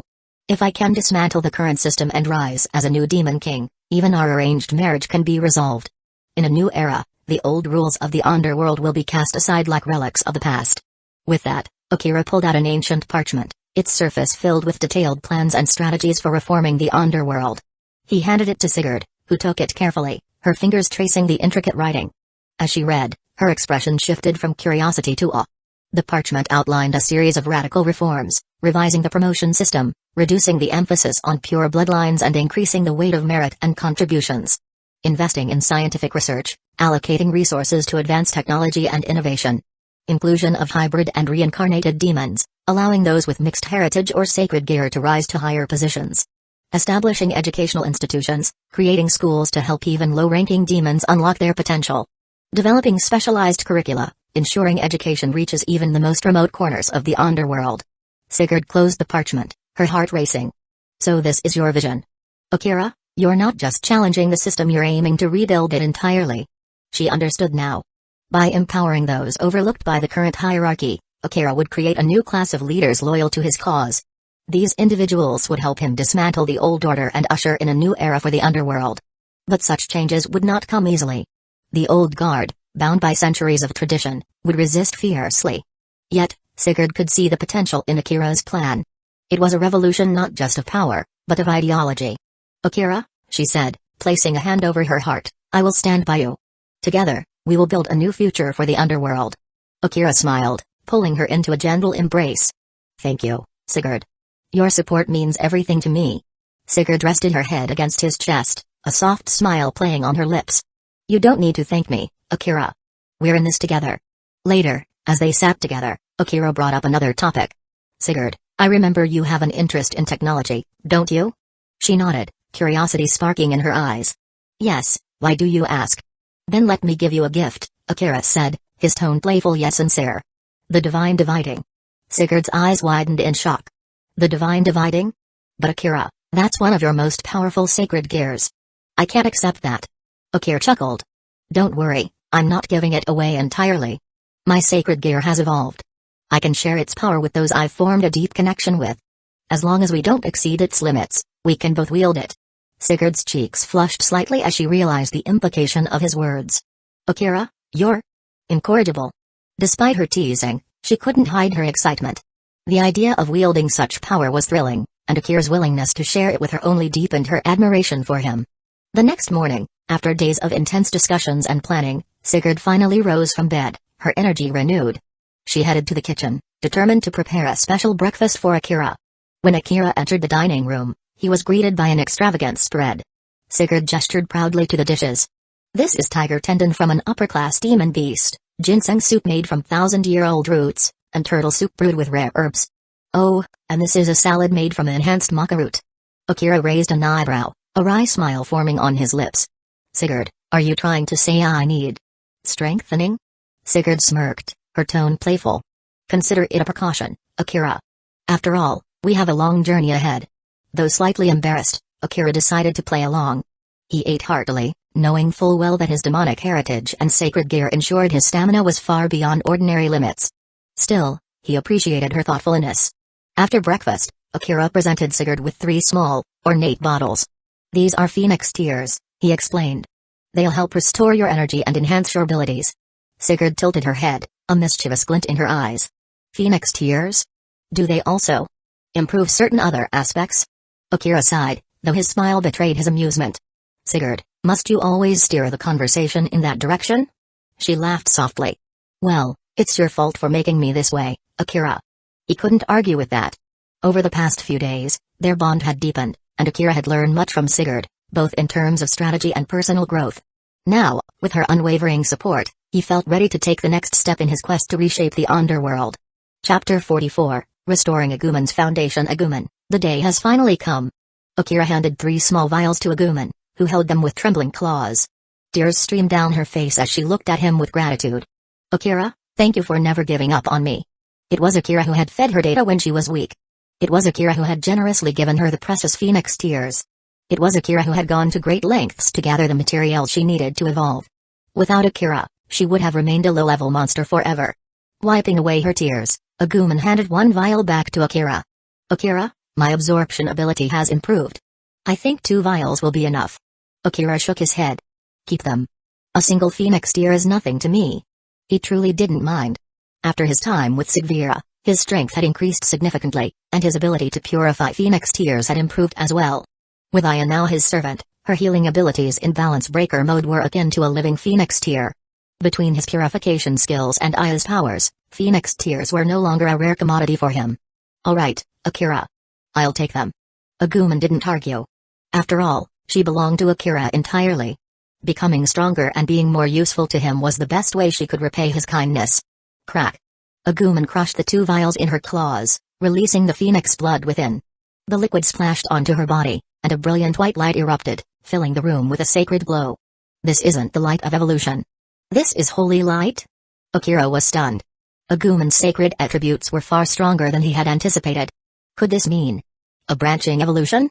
Vera, who had been watching quietly, stepped forward. Akira, what did you just do? She couldn't understand why the phoenix tears had caused such a transformation. I used phoenix blood to restore Aguman's foundation, Akira explained. Phoenix blood? Not phoenix tears? You heard right. It's phoenix blood. I came up with the name myself. Akira briefly explained the difference between phoenix tears and phoenix blood to Vera. Akira, you have such an ability? So that's why I felt so much stronger when I woke up today. Vera had thought her sudden power boost was due to her own latent potential. She hadn't realized it was because of Akira. Wait, Akira, I have an idea, Vera said, her eyes gleaming. We can buy phoenix tears, purify them into phoenix blood, and sell them on the black market. I estimate that 1 vial of phoenix blood could sell for 5 times no, 10 or even 20 times the price of a phoenix tear. With that kind of money, we could gather resources and allies. Your path to becoming a demon king would be much smoother. Akira nodded, impressed. Vera, you and I think alike. He had considered this before but hadn't acted on it due to his lack of strength. Now, with his increased power, he could protect himself and his assets. Even if the 4 great Satans came after him, he was confident he could hold his own. And if things got dire, he could always summon the infinite dragon god and go all out. After putting a collar on Katria, Akira had gained the leverage to play the game on his own terms. Alright, I'll handle this. By the way, Akira, how much phoenix blood can you produce? Vera asked. Right now, I can purify 1 drop in less than a day. That's about 50 drops a month. But as my strength grows, so will my purification speed. Before his time with Vera, it had taken him 3 to 5 days to purify a single drop. Now, it took less than a day. Once he reached the level of a high-class devil or even a demon king, his purification speed would become truly terrifying. Considering you'll need to purify other things as well, how about we supply 5 drops to the market each month and keep 5 for ourselves? Vera suggested. Agreed, Akira said. The House of Agars had significant influence and resources. Even Seraphol Leviathan often relied on Vera to mobilize resources quickly. By entrusting Vera with managing the market and platform, Akira could build his forces while helping Vera solidify her position as the head of her family. It was a win-win situation. For the next few hours, Akira and Vera discussed the details of building their faction. Meanwhile, the holy light surrounding Aguman began to fade, and she stepped out, looking somewhat ashamed. Her appearance had changed significantly. Her yellow scales had turned golden, and her claws and skin now exuded an air of nobility and sacredness. Yet, Aguman seemed disappointed. I'm sorry, Akira. I didn't meet your expectations. I feel like something's still missing. You don't need to give me the 3rd drop. The phoenix blood has no effect on me anymore. I didn't even fully absorb the second drop. Something still missing? Akira frowned and checked Aguman's data. Name, Aguman. Level 190, high-class devil peak. Attribute evaluation. Note, strength within the same level. Strength, S. Speed, S. Magic, S. Durability, S. Spell proficiency, SS. A natural-born warrior, Aguman's physical abilities are top-tier, and her spellcasting and data processing abilities are even more exceptional. She is an Aguman capable of becoming a transcendent through sheer skill. Bloodline ability, SS. 1. Data bloodline, can absorb data to strengthen herself. As long as she obtains the necessary data, she can grow stronger up to a certain stage. 2. Sacred bloodline, possesses powerful holy attributes. Once fully grown, her holy power alone could defeat the original Lucifer. 3. An unawakened ability. Will be unlocked upon full recovery.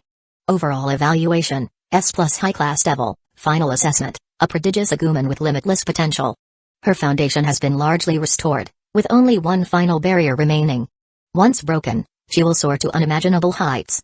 Even without breaking it, she is a warrior capable of defeating top 10 world-class opponents. Though Aguman hadn't fully recovered, Akira was satisfied. With her current stats, she would be invincible among demon kings once she reached that level. And reaching it would be easy for her. All she needed was to absorb the monster corpses Seraphal had provided, and she would evolve into Metal Greymon, a being unrivaled among demon kings. With a Metal Greymon by his side, Akira would be untouchable, even by those who surpassed the demon king level. The data looks great, but as Aguman said, she's not fully recovered yet. What's still missing? As Akira pondered this, a familiar chime echoed in his mind.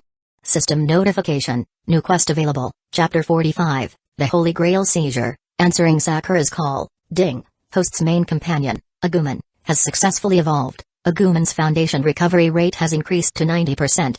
Conventional methods cannot fully restore it. To assist the host in fully restoring Aguman's foundation, a special mission has been issued, ding, congratulations, host, for triggering a special mission, mission level, gold, mission objective, seize the Holy Grail, requirements, obtain both the Greater Holy Grail and a Lesser Holy Grail, gaining access to the power of the root, fixed mission reward, a tool to fully restore Aguman's foundation.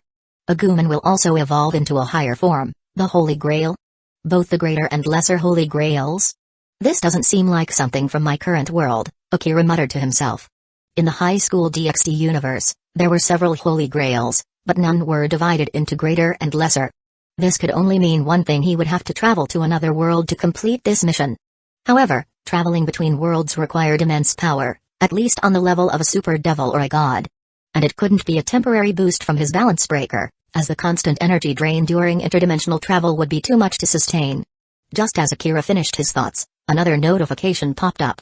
Ding, congratulations, host, for triggering a special mission, mission level, gold, mission objective, answer Sakura's call, requirements, physically respond to the summoning and form a contract with the summoner, Sakura Matu, additional reward, the summoner's body and soul, mission time limit, 72 hours, ding, the host has received a summoning from another world. The system has officially upgraded to support cross-dimensional missions. Using the high-dimensional demon contract, the host can now form contracts with individuals across multiple worlds, allowing the host to be summoned to those worlds. The relationship is similar to that of a master and servant in the Holy Grail War. However, unlike traditional masters, the summoner sacrifices their body and soul upon forming the contract and fulfilling their wish. Akira's lips curled into a satisfied smile. The system was indeed thoughtful, providing him with a way to traverse worlds without losing his connection to his original reality. So, Sakura is offering herself as a sacrifice to summon me? Akira mused. But there's a time limit. This is the first time I've encountered such a mission. System, if I answer the summoning, will it be difficult to return? Ding, the evil peace function is versatile. In addition to enhancing the abilities of your servants, it allows you to use their powers, communicate with them telepathically, and even return to your original world at will. The maximum delay is 1 minute. If I can return anytime, then there's no need to worry too much. The time limit on Sakura's summoning made Akira uneasy. To avoid any complications, he decided to answer the summoning immediately. With the ability to travel back and forth, Akira felt no anxiety about crossing worlds. It was like taking a high-speed train to a neighboring city to participate in a Holy Grail war. 3 minutes later. Akira, I've taken care of everything you asked. You can focus on your mission. I'll handle things here, Sigurd said, bowing respectfully as she bid him farewell. If it weren't for her feelings for Akira, Sigurd would have remained the cold, reliable, An capable demon princess she had always been, except when it came to her love for robots. Love truly made even the strongest women blind. System: answer the summoning. Fate: stay night world. The disaster-ridden city of Fuiuki. Meta residence. Sakura Mita was dragged into the underground warehouse by her grandfather, Matu. The young girl trembled as she stared at the sea of insects before her, her purple eyes filled with terror. No. No. Please, no. Sakura's desperate cry echoed across the multiverse, reaching Akira's ears. Ding. World traversal successful. The summoner is the anchor connecting the host to this world. Protect the summoner at all costs. If the summoner dies, the host will be forcibly returned to their original world. Protect the summoner? That goes without saying. Small flame. Akira's body erupted with multiple small flames, each targeting a different corner of the warehouse. The flames quickly spread, engulfing the insects in a fiery inferno. Despite their name, the small flames were anything but small. After Aguman's evolution, they had gained a divine attribute, making them a powerful weapon against even the most resilient foes. What the? Unservant? But all the slots are already filled. Skin's voice echoed through the warehouse as his body disintegrated into a swarm of insects. Akira ignored the insects that made up Skin's body. He focused on Sakura, ensuring her safety. It's over now, Sakura. You're safe, Akira said softly, holding the trembling girl in his arms. Ding. Congratulations, host, for completing the special mission. Mission level, gold. Mission objective: answer Sakura's call. Reward: Rule Breaker, localized version. Rule Breaker, a weapon localized from the Fate universe, embodying the divine power of the traitorous Switch Medea. It is the ultimate anti-magic tool, capable of nullifying all magical contracts, spells, and even life forms created through magic. It resets everything to its pre-magical state. Rule Breaker, huh? This could be useful for stealing other servants. Too bad there's only one female servant in this war saber. Still, this weapon's true value lies in its ability to nullify contracts. In the high school DxD world, where contracts are everywhere, this will be invaluable. Akira glanced around the warehouse, ensuring that Skin was truly dead. Alright, Sakura, everything's fine now, Akira said, setting the girl down outside the Meta residence. Sakura looked up at the tall, kind stranger with wide eyes. Big brother. Are you the demon I summoned? That's right, Akira replied with a gentle smile. You offered yourself as a sacrifice to summon me, so from now on, you're mine. He raised his left hand, showing the glowing demonic contract. Sakura looked at her own hand, where an identical mark had appeared. Big brother. Are all demons like you? Sakura asked shyly, her cheeks flushing. Call me Akira, Sakura. I like it when cute girls call me big brother, Akira said, playfully pinching her cheek. Akira. Big brother. Sakura whispered, her voice filled with a mix of embarrassment and affection. Akira's heart melted at the sound of her voice. Truly, Lawless were the most precious beings in the world. Hey. Who are you? Let go of Sakura. Akira turned to see a gaunt, sickly-looking man glaring at him. Matakaraya, I presume? Akira said, his tone calm but firm. That's right. What have you done to Sakura? Karaya demanded, his voice trembling with anger. I've made a contract with her. She's mine now, Akira replied. But if you're willing to make a deal, I can help you achieve your goals in the Holy Grail War. Karaya's eyes narrowed. The only deal I want is for you to release Sakura. Akira sighed. Karaya was a fool, blinded by his misguided love and hatred. Very well. If you insist on being stubborn, then so be it. Chapter 46, It's all Tokyomi's fault. The arrival of Iris Viel is my fate truly so pitiful? Mitakaraya gritted his teeth, his anger boiling over. Akira's words had struck a deep, painful chord within him. He couldn't help but think of Aoi, his childhood friend, who had been taken away by that man Tokyomi Tasaka. As the situation unfolded, Karaya chose the path that aligned with his emotions, even if it was the most foolish one. Berserker. Go. Save Sakura from that demon's hands. With a deafening roar, Berserker lunged forward, his feet slamming into the ground as he charged toward Akira. Idiot, Akira muttered under his breath. He had no patience to reason with a fanatic like Karaya. If Karaya wouldn't listen, then force would have to do. Dragon's Wrath, a colossal, dragon-like Digimon descended from the sky, its white and gold armor gleaming with a terrifying beauty. Its massive, alloy-covered foot slammed down with earth-shaking force. Go. A talisman shot from Akira's hand, striking Karaya's wrist with pinpoint accuracy. Akira had already assessed Berserker's strength. It was nothing more than that of a high-tier demon, not even reaching the level of a supreme demon. The talisman's effect activated instantly. Berserker, Berserker, feeling the pain, Kiraya instinctively tried to use his command seals to summon Berserker to his side. However, no effect? What's going on? Nothing much. I just severed the contract between you and Berserker, Akira said calmly. What? Realizing that his connection to his servant had been cut, Kiraya felt a wave of panic for the first time. Akira. Could you please not hurt Uncle Kiraya? A soft, pleading voice came from behind. Akira turned to see Sakura, her small hand tugging gently at his sleeve. Her eyes were filled with a desperate plea. Sakura, you saw it yourself. He was the one who attacked me first, Akira explained. Besides, he has no talent for magic. The only reason he can supply Berserker with mana is because of the worms inside his body. Those worms are consuming his life force. He is literally burning his life to participate in this Holy Grail war. Worms.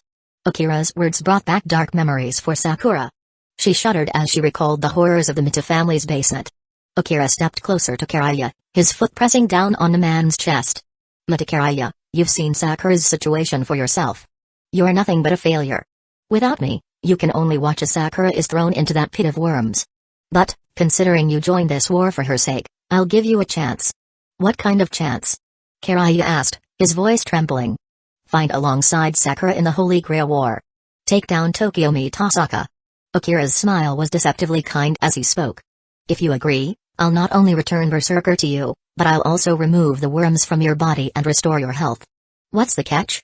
Kiraya asked, unable to believe that such a deal could exist. My goal? Akira chuckled softly. My goal is simple, I seek amusement.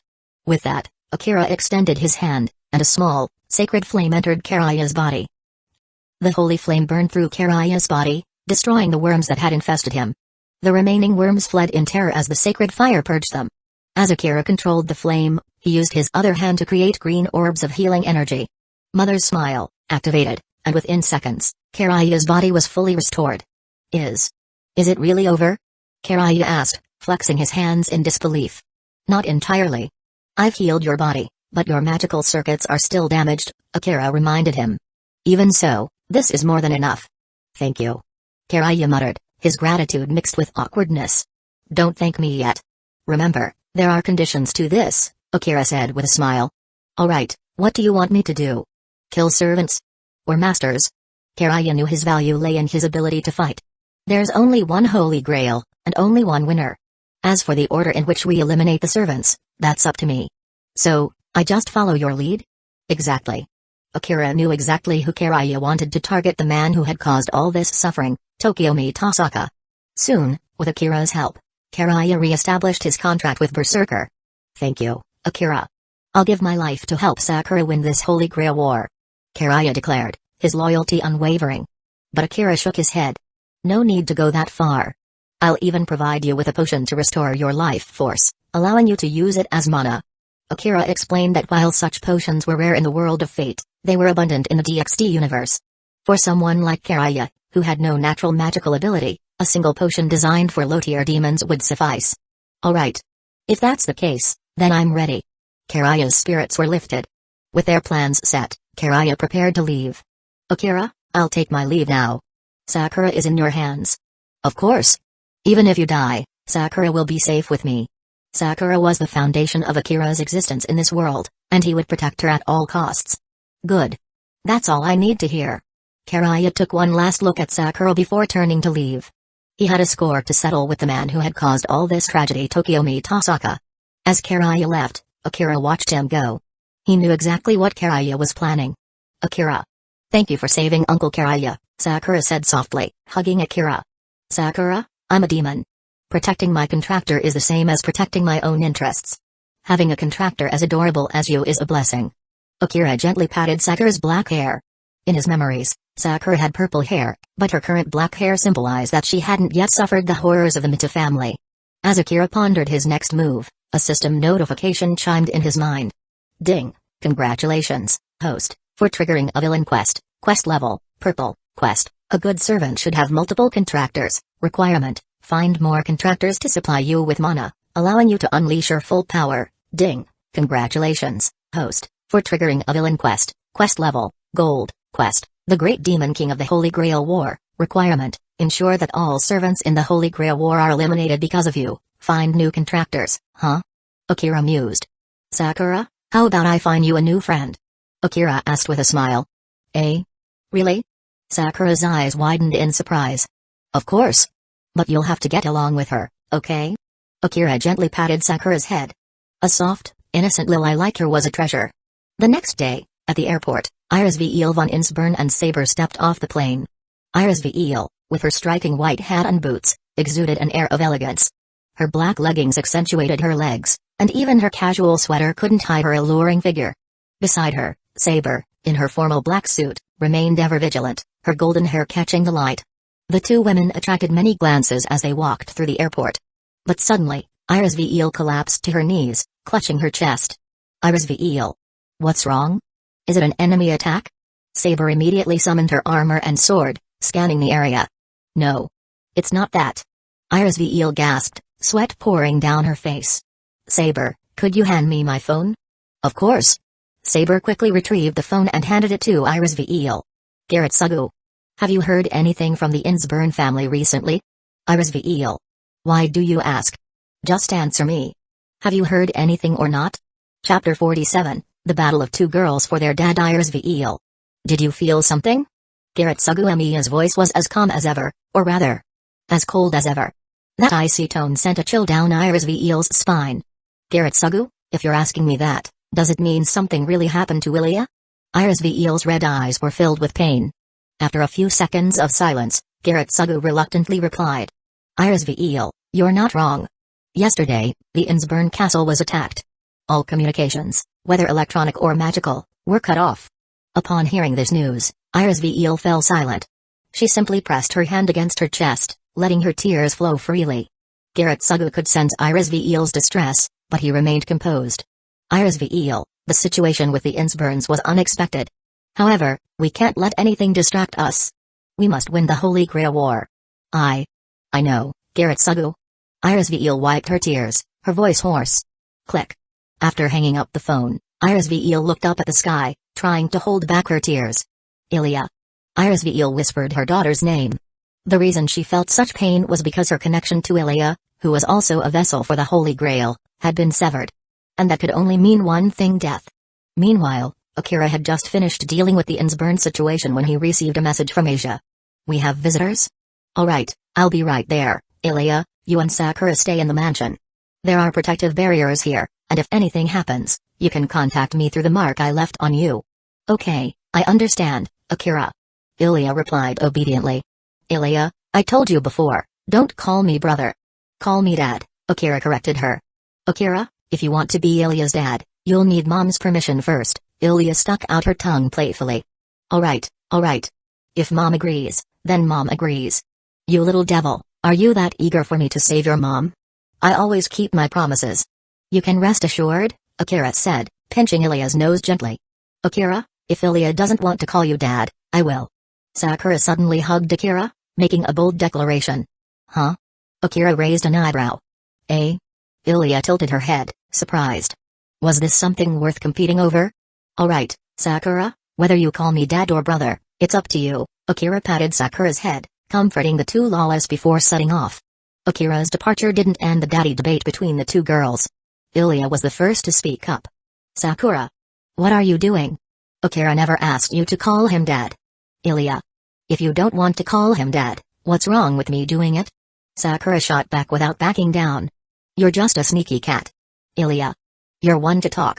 Who was it that asked Akira to help her mom first? Helping my mom isn't wrong. What's wrong with wanting a complete family? A complete family. Ilya's words struck a chord with Sakura, causing her mood to plummet. That's right. She would never have a complete family again. Seeing Sakura's sudden sadness, Ilya felt a little guilty. Hey, Sakura, I'm sorry. It's my fault. Don't be like this, okay? Ilya clasped her hands together, pleading. But Sakura wasn't listening to her apology. Her thoughts were already racing. If Ilya can have Akira save her mom and become her new dad, then can I also have Akira as my new dad? Ever since she was sent away by Tokyomi, Sakura had stopped seeing him as her father. If her father didn't want her anymore, then wouldn't it be nice to find a new dad? Sakura's thoughts spiraled out of control, and she couldn't stop them. Meanwhile, after being summoned by Asia, Akira teleported to her location. As soon as he arrived, He saw two beautiful girls, one with blue hair and the other with orange hair. Zenovia and Irina. Asia had called him back because the two had came to visit. Finally back, Akira Leviathan? Zenovia's gaze was cold as she looked at the young man. The other girl, however, was much more excited. Akira. It's been so long. I missed you so much. Irina rushed toward Akira, throwing herself into his arms. Akira couldn't help but admire how well the churches had treated Irina. The once tomboyish girl had grown into a stunning young woman. Akira, why didn't you tell me you were a demon? My childhood friend, the one I swore to marry, turned out to be a demon. Do you know how much that shocked me? Irina complained loudly, but Akira just smiled and patted her head. Alright, Irina, you're not a kid anymore. No matter where we are or what our identities are, the memories we shared are real, aren't they? Irina thought about it for a few seconds before nodding vigorously. Yeah. When I found out you were a good demon, I was really moved. With that, Irina hugged Akira even tighter, almost as if she wanted to merge with him. Akira couldn't help but marvel at how bold the girls in the DxD world were. As Akira held Irina and played with her ponytail, Zenovia couldn't take it anymore. Alright. That's enough. Irina. We're here for business, don't forget your position. Zenovia said sternly. Huh? Business? I thought we were here for a meal. Irina replied, confused. A meal? Asia tilted her head. Ahem. A meal is also part of the business. After all, how can we work on an empty stomach? Zenovia coughed, using her hand to cover her slightly red face. They were, in fact, broke. After this meal, they might have to sleep on the streets. But for now, they just wanted to eat. Miss Nao, is the table ready? Yes, 5 people in total, including Miss Nao. 2 guests have arrived. After hanging up the phone, Akira glanced at Zenovia's stomach. Zenovia's curves were impressive, but Akira couldn't tell if they were natural or the result of hunger. A demon inviting us to eat. I must say, the hospitality of the demon world is quite impressive, Zenovia said coldly. Thud. Seeing Zenovia's attitude, Irina smacked her on the head. Zenovia. Don't be so rude. Akira is treating us to a meal, so we should thank him properly. Zenovia lowered her head, her face turning red. Thank you for the meal. Despite her icy exterior, Zenovia was actually quite simple-minded. At the dining table, Zenovia and Irina devoured the food like a storm. MMM. MMM. MMM. Zenovia seemed to treat the food as demons she needed to exterminate, vowing to wipe them all out. Irina, on the other hand, was more mindful of her image in front of Akira. Keep eating, but answer my questions as you do. Can you tell me how you found Asia? Akira was curious.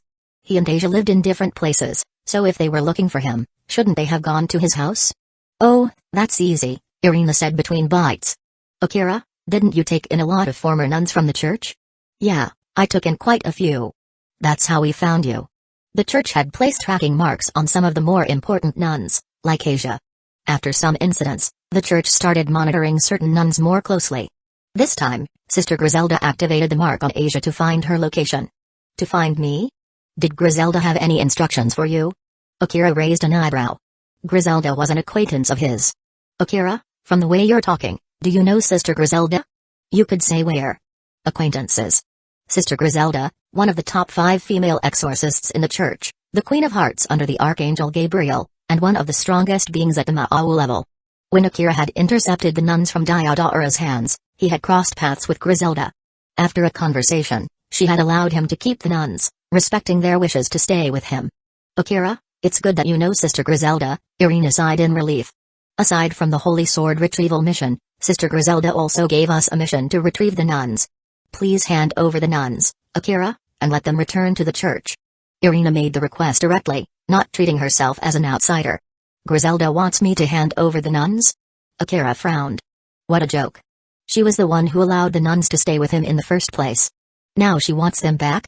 If she's changed her mind, why doesn't she come herself? Why send 2 nuns to do her dirty work? Wait. Akira suddenly thought of something. Irina, answer me one question. Sure, what is it? Irina replied obediently. Did Griselda tell you to complete the nun retrieval mission before the Holy Sword retrieval mission? Yeah, that's right. How did you know, Akira? Irina's eyes widened in surprise. I see. That explains it. Akira's expression turned as he looked at the 2 well-endowed girls in front of him. Alright, let me tell you something. Don't panic. Okay, we're listening. If I told you you've been sold to me, would you believe me? What? Chapter 48, Why don't you just marry me? Meanwhile, at the Fallen Angels branch in Kuat Town, Cockatrice sat with his legs crossed, exuding an air of arrogance as if he were the second most powerful being in the world, just below God himself. Below him, a male fallen angel named Donasaic was giving a report. So, you're saying that before this, more than half of the fallen angels in Kuat Town were following the orders of a demon?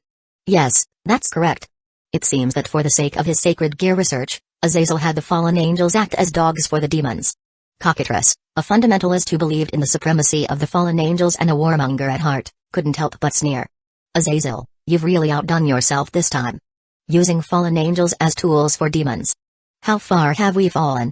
In the original storyline, Cockatrice was the one who supported the Holy Sword project led by Valper Galilei, aiming to merge the 7 holy swords into one. Of course, Cockatrice himself had no real interest in the holy swords. His goal was to lure high-ranking angels into the demon territory, creating a situation where a high-ranking angel would be killed by a fallen angel, and the holy swords would be stolen. Such an act, he believed, would undoubtedly reignite the war between the 3 great factions: angels, fallen angels, and demons. After a moment of contemplation, Cockatrice decided to make his move. Donasaic, I want you to find the demon who is in contact with Azazel. Donasaic wiped a bead of sweat from his forehead. Lord Cockatrice, the fallen angel responsible for the contact was Midelt. After hearing that you were gathering the fallen angels, she disappeared without a trace. Along with her, 2 other fallen angels, Raina and Kilawarna, have also vanished. Raina was previously the highest-ranking fallen angel in this area. Deserters, huh? Cockatrice muttered. Donasaic, you said the demon was from Kuat Town, correct? As we all know, Kuat Town is under the jurisdiction of high-ranking demons.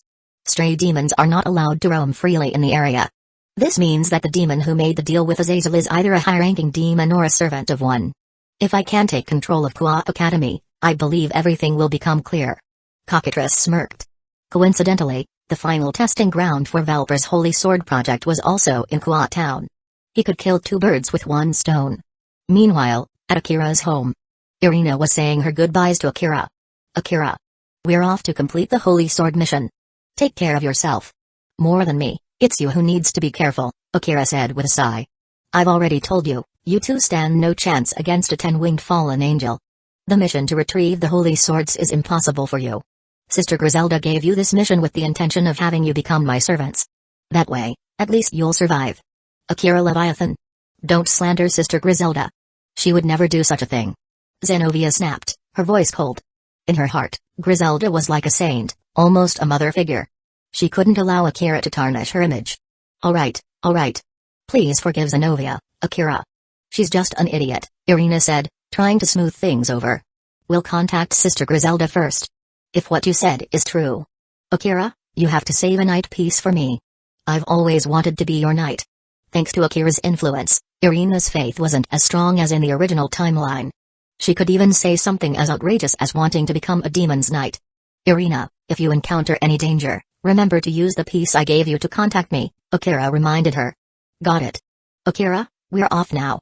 Irina clutched the white pawn piece in her hand, feeling reassured by Akira's promise. After talking with Akira, Irina realized that he was no longer the same person she knew from childhood. Now, Akira not only possessed evil pieces but also had the strength of a high-class demon, if not stronger. He was more than capable of protecting her. After seeing Irina off, Akira let out a sigh. That Griselda. Is she trying to test me or something? But then again, this works out for me. If she's going to send them my way, I might as well take them all. Men can stay, but the more beautiful girls, the better. After handling that matter, Akira returned to the Fate world. As soon as he arrived, a system notification chimed in his mind. Ding, congratulations, host, for completing a villain quest, quest level, purple, quest, a good servant should have multiple contractors, requirement, find more contractors to supply you with mana, allowing you to unleash your full power, reward, Magician's Compendium, contains most of the basic knowledge of magecraft in the Type Moon world. While not advanced, it is extremely comprehensive. As the knowledge flooded his mind, Akira's understanding of the Type Moon world deepened. The quest is complete, which means Ilia's body has been fully restored, and she's even taken the initiative to form a contract with me. Suddenly, 2 fragrant breezes swept into his arms as 2 adorable lollas pounced on him. Welcome back, Akira Daddy. Daddy. Sakura missed you. Akira was momentarily stunned. Ilia, who had previously refused to call him Daddy, was now being so proactive. After a few seconds of confusion, he noticed the competitive glares the two girls were shooting at each other even while in his arms. Ah, so that's how it is. Patting their heads, Akira smiled. Ilya, Sakura, I'm happy to be your daddy. But a family isn't complete with just a daddy, right? How about I find you two a mommy? Daddy. I don't want any other mommy. I just want my original mommy. Sakura pouted immediately. Ilya too. Ilya only has one mommy. Ilya declared, not wanting to be outdone. Alright. Ilya, there's an opportunity tonight. How about we go convince your mommy together? Yay. Ilya wants to go. Ilya wants to go. Ilya jumped up and down excitedly. Take that, Sakura. This is my victory. Daddy. Sakura wants a mommy too. Sakura hugged Akira tightly, her eyes brimming with tears. Of course, Daddy won't play favorites. You'll both get what you want. But we have to take things one step at a time, okay? And we'll need to be careful about how we convince your mommy. We can't rush things. A few hours later, at the Tasaka residence. Due to the Holy Grail War, Tokiomi Tasaka had sent his wife and daughter to the Tasaka family's countryside estate. This way, even if he died in the Holy Grail War, the Tasaka bloodline and magecraft would continue. Seeing her mother again, Sakura smiled brightly. Tonight was supposed to be Ilya's turn, but this afternoon, Akira had brought her to see her mom first. This meant that she held a higher place in Akira's heart than Ilya. Across from Akira sat a beautiful, serene woman sipping tea nervously. Her name was Aoi Tasaka, the wife of Tokiomi Tasaka and the mother of Ren and Sakura. In the original timeline, she had died during the Fourth Holy Grail War. Aoi had long, smooth emerald green hair, delicate features, and fair, alluring skin. Her slender shoulders were covered by a beige shawl, and she wore green sandals that revealed her delicate, polished toes. If Iris Viel represented the active type of mother, Aoi was the epitome of a traditional, elegant beauty. Such a refined and beautiful woman could only be handled by someone like Akira, who had seen it all and possessed the bloodline of a high-ranking succubus. After talking with Sakura for a long time, Aoi finally gathered the courage to speak. Mr. Akira, thank you for allowing me to see Sakura again. I had no idea the Mita family was such a despicable place. Aoi was overjoyed that Sakura had escaped that hellish family. Mom, can I ask you something? Sakura looked at Aoi with hopeful eyes. Of course, Sakura. I'll answer anything I can. Then. Can you marry Akira daddy and continue to take care of me? Sakura's eyes were filled with hope. But Aoi's expression froze. Sakura, this isn't something I can decide. The Tasaka magecraft can only be passed down to one heir. Your father. He sent you away because he didn't want you and Rin to grow apart. As a traditional Japanese wife, Aoi couldn't go against her husband's wishes. Sakura's eyes filled with tears as she stepped back into Akira's arms. Mom. You don't want me either, do you? Sakura, that's not true. I want you to come back, but your father. Excuses. All excuses. Daddy. Let's go back. If Mom doesn't want me, I don't want her either. Sakura grabbed Akira's hand, wanting to leave this heartbreaking place. From today on, she only had Akira. No more Tasaka daddy or Tasaka mommy. After all, she wasn't a Tasaka anymore, right? Miss Aoi, I'll comfort Sakura for a moment. I'll be right back. With that, Akira followed Sakura outside. Sakura, tears streaming down her face, walked away without looking back. Sakura, deep down, you still want your mommy, don't you? Akira asked gently, patting her head. But what's the point? Mommy doesn't want me. Neither mommy nor daddy wants me. They only want big sister Rin. As she said this, Sakura's voice was filled with bitterness. Akira smiled and looked back at the Tasaka residence. Sakura, I always keep my promises. Wait here for a moment. I'll go back and make some preparations. I guarantee that within 7 days, your mommy will come to you. Until then, trust me, okay? Okay. I believe in you, Akira. Sakura bit her lip and nodded. Akira was so much better than the parents who had abandoned her. A few minutes later, Akira returned to the Tasaka residence. Seeing him return, Aoi quickly poured him a cup of tea. No matter what, Akira was the one who had saved Sakura from her suffering. This debt of gratitude was too great. Aoi couldn't imagine how heartbroken she would have been if she had learned about Sakura's fate in the Mito family without Akira's intervention. Miss Aoi, Sakura's words earlier were just a child's whimsy. But I do have a solution that could make everyone happy. What solution? Aoi asked curiously. Why don't you just marry me? My family doesn't have the rule of passing down magecraft to only one heir. If you marry me, both Sakura and Rin can live happily together. I'll raise them to be the finest magicians. Akira's words hung in the air as Aoi stared at him in shock. Chapter 49, Akira's nominal wife, reuniting with Ilya, huh? Marry you? Aoi Tasaka was momentarily stunned. After confirming that she hadn't misheard, she bit her lip, her expression quickly turning cold.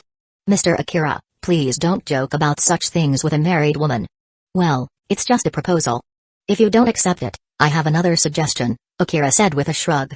Hearing this, Aoi let out a sigh of relief. It seemed that Akira had just been joking. That was good. What she feared most was that Akira wasn't joking. What other proposal do you have, Mr. Akira? Aoi asked cautiously. Miss Aoi, do you know what this mark on my left hand represents? Akira slowly raised his left hand. This is a command seal? Aoi's pupils contracted instantly. Command seals meant that Sakura had also become a participant in the Holy Grail War. You're correct. The current situation is that your daughter, Sakura Tasaka, and your husband, Tokiyomi Tasaka, are both participating in the Holy Grail War. Who do you hope will win the Holy Grail War? Who do I hope will win? Of course, she hoped Akira would be eliminated and Sakura would survive. But with Akira standing right in front of her, how could she say something so cruel? Wait. What if only Akira remained as the last servant? In that case, neither Sakura nor Tokiyomi would be in danger. As for Tokiyomi's servant, Gilgamesh, Humphrey. Seeing Aoi deep in thought, Akira smiled and pulled out a crystal ball from behind him. Regardless of who you hope will win, I'll give you this crystal ball first. This crystal ball is connected to my familiar, allowing you to observe the progress of the Holy Grail War in real time. I think you'll be very curious about how your husband and daughter are faring in the war. Thank you, Mr. Akira. I'm truly grateful.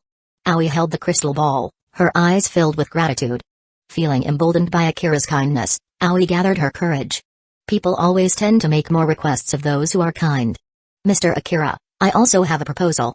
Would you consider it? Aoi looked at Akira with hopeful eyes. I think, since both Sakura and Tokiyomi are participants in the Holy Grail War, perhaps they could. You mean, form an alliance? Yes. That's exactly what I mean. Aoi nodded eagerly. An alliance? That's difficult, or rather, impossible. Why? Why? On the master's side, Sakura still holds resentment toward Tokiyomi. That's fine. I can try to persuade Tokiyomi. You should understand that the issue lies with Sakura, not Tokiyomi. If Sakura finds out that Tokiyomi only accepted her because she has value, she'll hate him even more. Aoi fell silent. Besides the conflict between the masters, there's also the conflict between the servants. To be honest, I don't particularly like Tokiyomi's servant, and Tokiyomi's servant certainly doesn't like me. Our compatibility is too poor. If we were in the same camp, we'd inevitably clash. I wonder if my reasoning convinces you. Well, cooperation is impossible. If you agree to one condition, I can spare Tokiyomi's life if I defeat him. Oh? What condition? Aoi's eyes lit up with hope. My condition is, during the Holy Grail War, you will become my nominal wife and Sakura's mother, taking care of her. This. If it's just nominal, then I agree. Aoi made a quick decision. After all, it was only a nominal arrangement. Sakura already called Akira daddy. Even if Aoi didn't acknowledge it, in a sense, she was already Akira's nominal wife. As soon as Aoi agreed, a system notification chimed in Akira's mind. Ding, congratulations, host, for triggering a villain quest, quest level, gold, quest, the tempting demon, requirement, tempt others to fall, making partnered characters actively sign contracts with you and become your contractors. Note, forcibly taking them will also grant rewards, but the reward level will drop to purple. After reading the quest details, Akira's expression turned. I've noticed that as my power grows, the system's quests are becoming more interesting. But that's fine. Unless I'm really lazy or have no other choice, I prefer active conquest over force. Akira smirked. With the power of his high-dimensional succubus bloodline, 7 days were more than enough to win over Aoi. Not to mention, Aoi had two weaknesses: Sakura and Tokiyomi. Once her weaknesses were exploited, even the most virtuous wife would eventually fall. Miss Aoi, since you've agreed to my condition, how about we go out and spend some time with Sakura? Sakura has been wanting to go shopping with you for a long time. As he spoke, Akira extended his hand to Aoi. All right. Snap. Aoi gently took Akira's hand. Instantly, a wave of unprecedented emotion swept through her mature body. Without realizing it, she had already taken the first step. Outside, Sakura was anxiously waiting for Akira. When she saw Akira walking toward her with Aoi, she broke into a radiant smile. Akira never failed her expectations. Sakura, shall we go shopping together? Yes. Daddy. Mommy. Let's go. Sakura rushed forward, tears in her eyes, and hugged the hands of Akira and Aoi. That evening, at the beach, Iris Viel van Insburn took off her boots, revealing her long, black-stockinged legs, and waded into the sea. The water was cold, but it didn't matter. Because Iris Viel's heart was even colder. Iris Viel, you'll catch a cold like this, Saber said with concern. It's fine, Saber. I need some physical stimulation. This way, I can distract myself from my thoughts, Iris Viel said with a smile. Saber fell silent. All she could do was watch over Iris Viel as she walked along the beach. Until she spotted a familiar figure in the distance. Iris Viel. I think I see Ilya. Even Saber's usually calm voice couldn't hide her shock. What? Ilya? Saber, what are you talking about? Ilya was supposed to be. Iris Viel looked in the direction Saber was pointing. On the beach, a small, familiar figure was hopping around happily. Beside Ilya stood a man who exuded an aura of calm authority. Ilya was bouncing around, but she never strayed far from the man. This scene reminded Iris Viel of the times Ilya would play with Garrett Sugu. It's Ilya. It's really her. But who is that man beside her? Iris Viel stopped in her tracks. Iris Viel, be careful. According to Garrett Sugu's information, Ilya is most likely dead. That man might be an illusion created by another master to deceive you. Saber stepped forward, shielding Iris Viel. No. That's not it, Saber. Iris Viel stared at Ilya with dazed eyes. The closer Ilya got, the stronger the feeling in her heart grew. This sensation. It couldn't be wrong. As Ilya approached, she smiled and extended her small hand. Mommy. To stop you from worrying, Ilya came to find you herself. Ilya. Iris Viel could no longer hold back her emotions. She rushed forward and hugged her precious daughter tightly. Yes, this was Ilya's scent. It was really her. But as Ilya's identity was confirmed, a question arose in Iris Viel's mind. Ilya, how did you get here? Wasn't the Insburn castle attacked?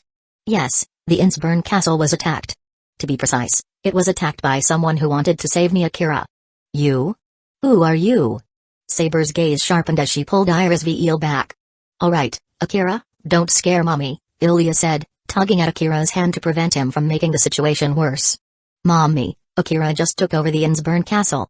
Now, the entire Insburn family is under his control, Ilya explained with a smile. This. Iris Viel didn't know what to say. Took over the Insburn castle? Saber frowned. For what purpose? And why bring Ilya to this far eastern country? Saber gripped her invisible sword, ready for battle. Ilya being captured and the Insburn castle being taken over would undoubtedly distract Iris Viel and Garrett Sugu. The person behind this. For what purpose? Ilya twirled around, her cute pleated skirt fluttering in the air. To free us from our fate as sacrifices for the Holy Grail. Fate as sacrifices for the Holy Grail? Saber and Iris Viel exchanged glances, but Iris Viel quickly looked away. Mommy, you can feel my current state, right? Yes, I can feel that you've completely severed your connection to the Holy Grail. You are now just an ordinary girl, Iris Viel said, her voice trembling. Ilya, who had once been destined for a tragic fate, now had the chance to live a normal life. Wait. What do you mean by sacrifices for the Holy Grail? Saber looked at Iris Viel in shock. She had no idea about this. Saber, Ilya is right. We, the Insburns, are artificial humans created to serve as vessels for the Holy Grail. I don't know how Ilya did it, but she has indeed completely broken free from the Holy Grail's influence. Iris Viel looked at the young man standing beside Ilya. Mr. Akira, was it you who helped Ilya sever her connection to the Holy Grail? That's correct. Akira didn't elaborate. He had come to date to plant the seeds for future plans. Taking Iris Viel directly would be too difficult. Suddenly, a system notification chimed in Akira's mind. Ding, congratulations, host, for triggering a villain quest, quest level, purple, quest, Iris Viel's footsteps, quest location, Iris Viel's feet. Akira glanced at the beach and walked toward Iris Viel's white boots lying on the sand. Picking up the boots, Akira approached Iris Viel. Iris Viel, do you trust this man? Breaking free from the Holy Grail must be a very difficult task, Saber said, still shielding Iris Viel. Anyway, to avoid catching a cold, would you like to put these back on? Akira ignored Saber and walked straight toward Iris Viel. Without Garrett Sugu's permission, Saber couldn't use her noble phantasm. And without her noble phantasm, Saber posed no threat to Akira. Name, Artoria Pendragon, Saber, level 140, high-class demon peak, attributes, note, system attributes differ from servant parameters.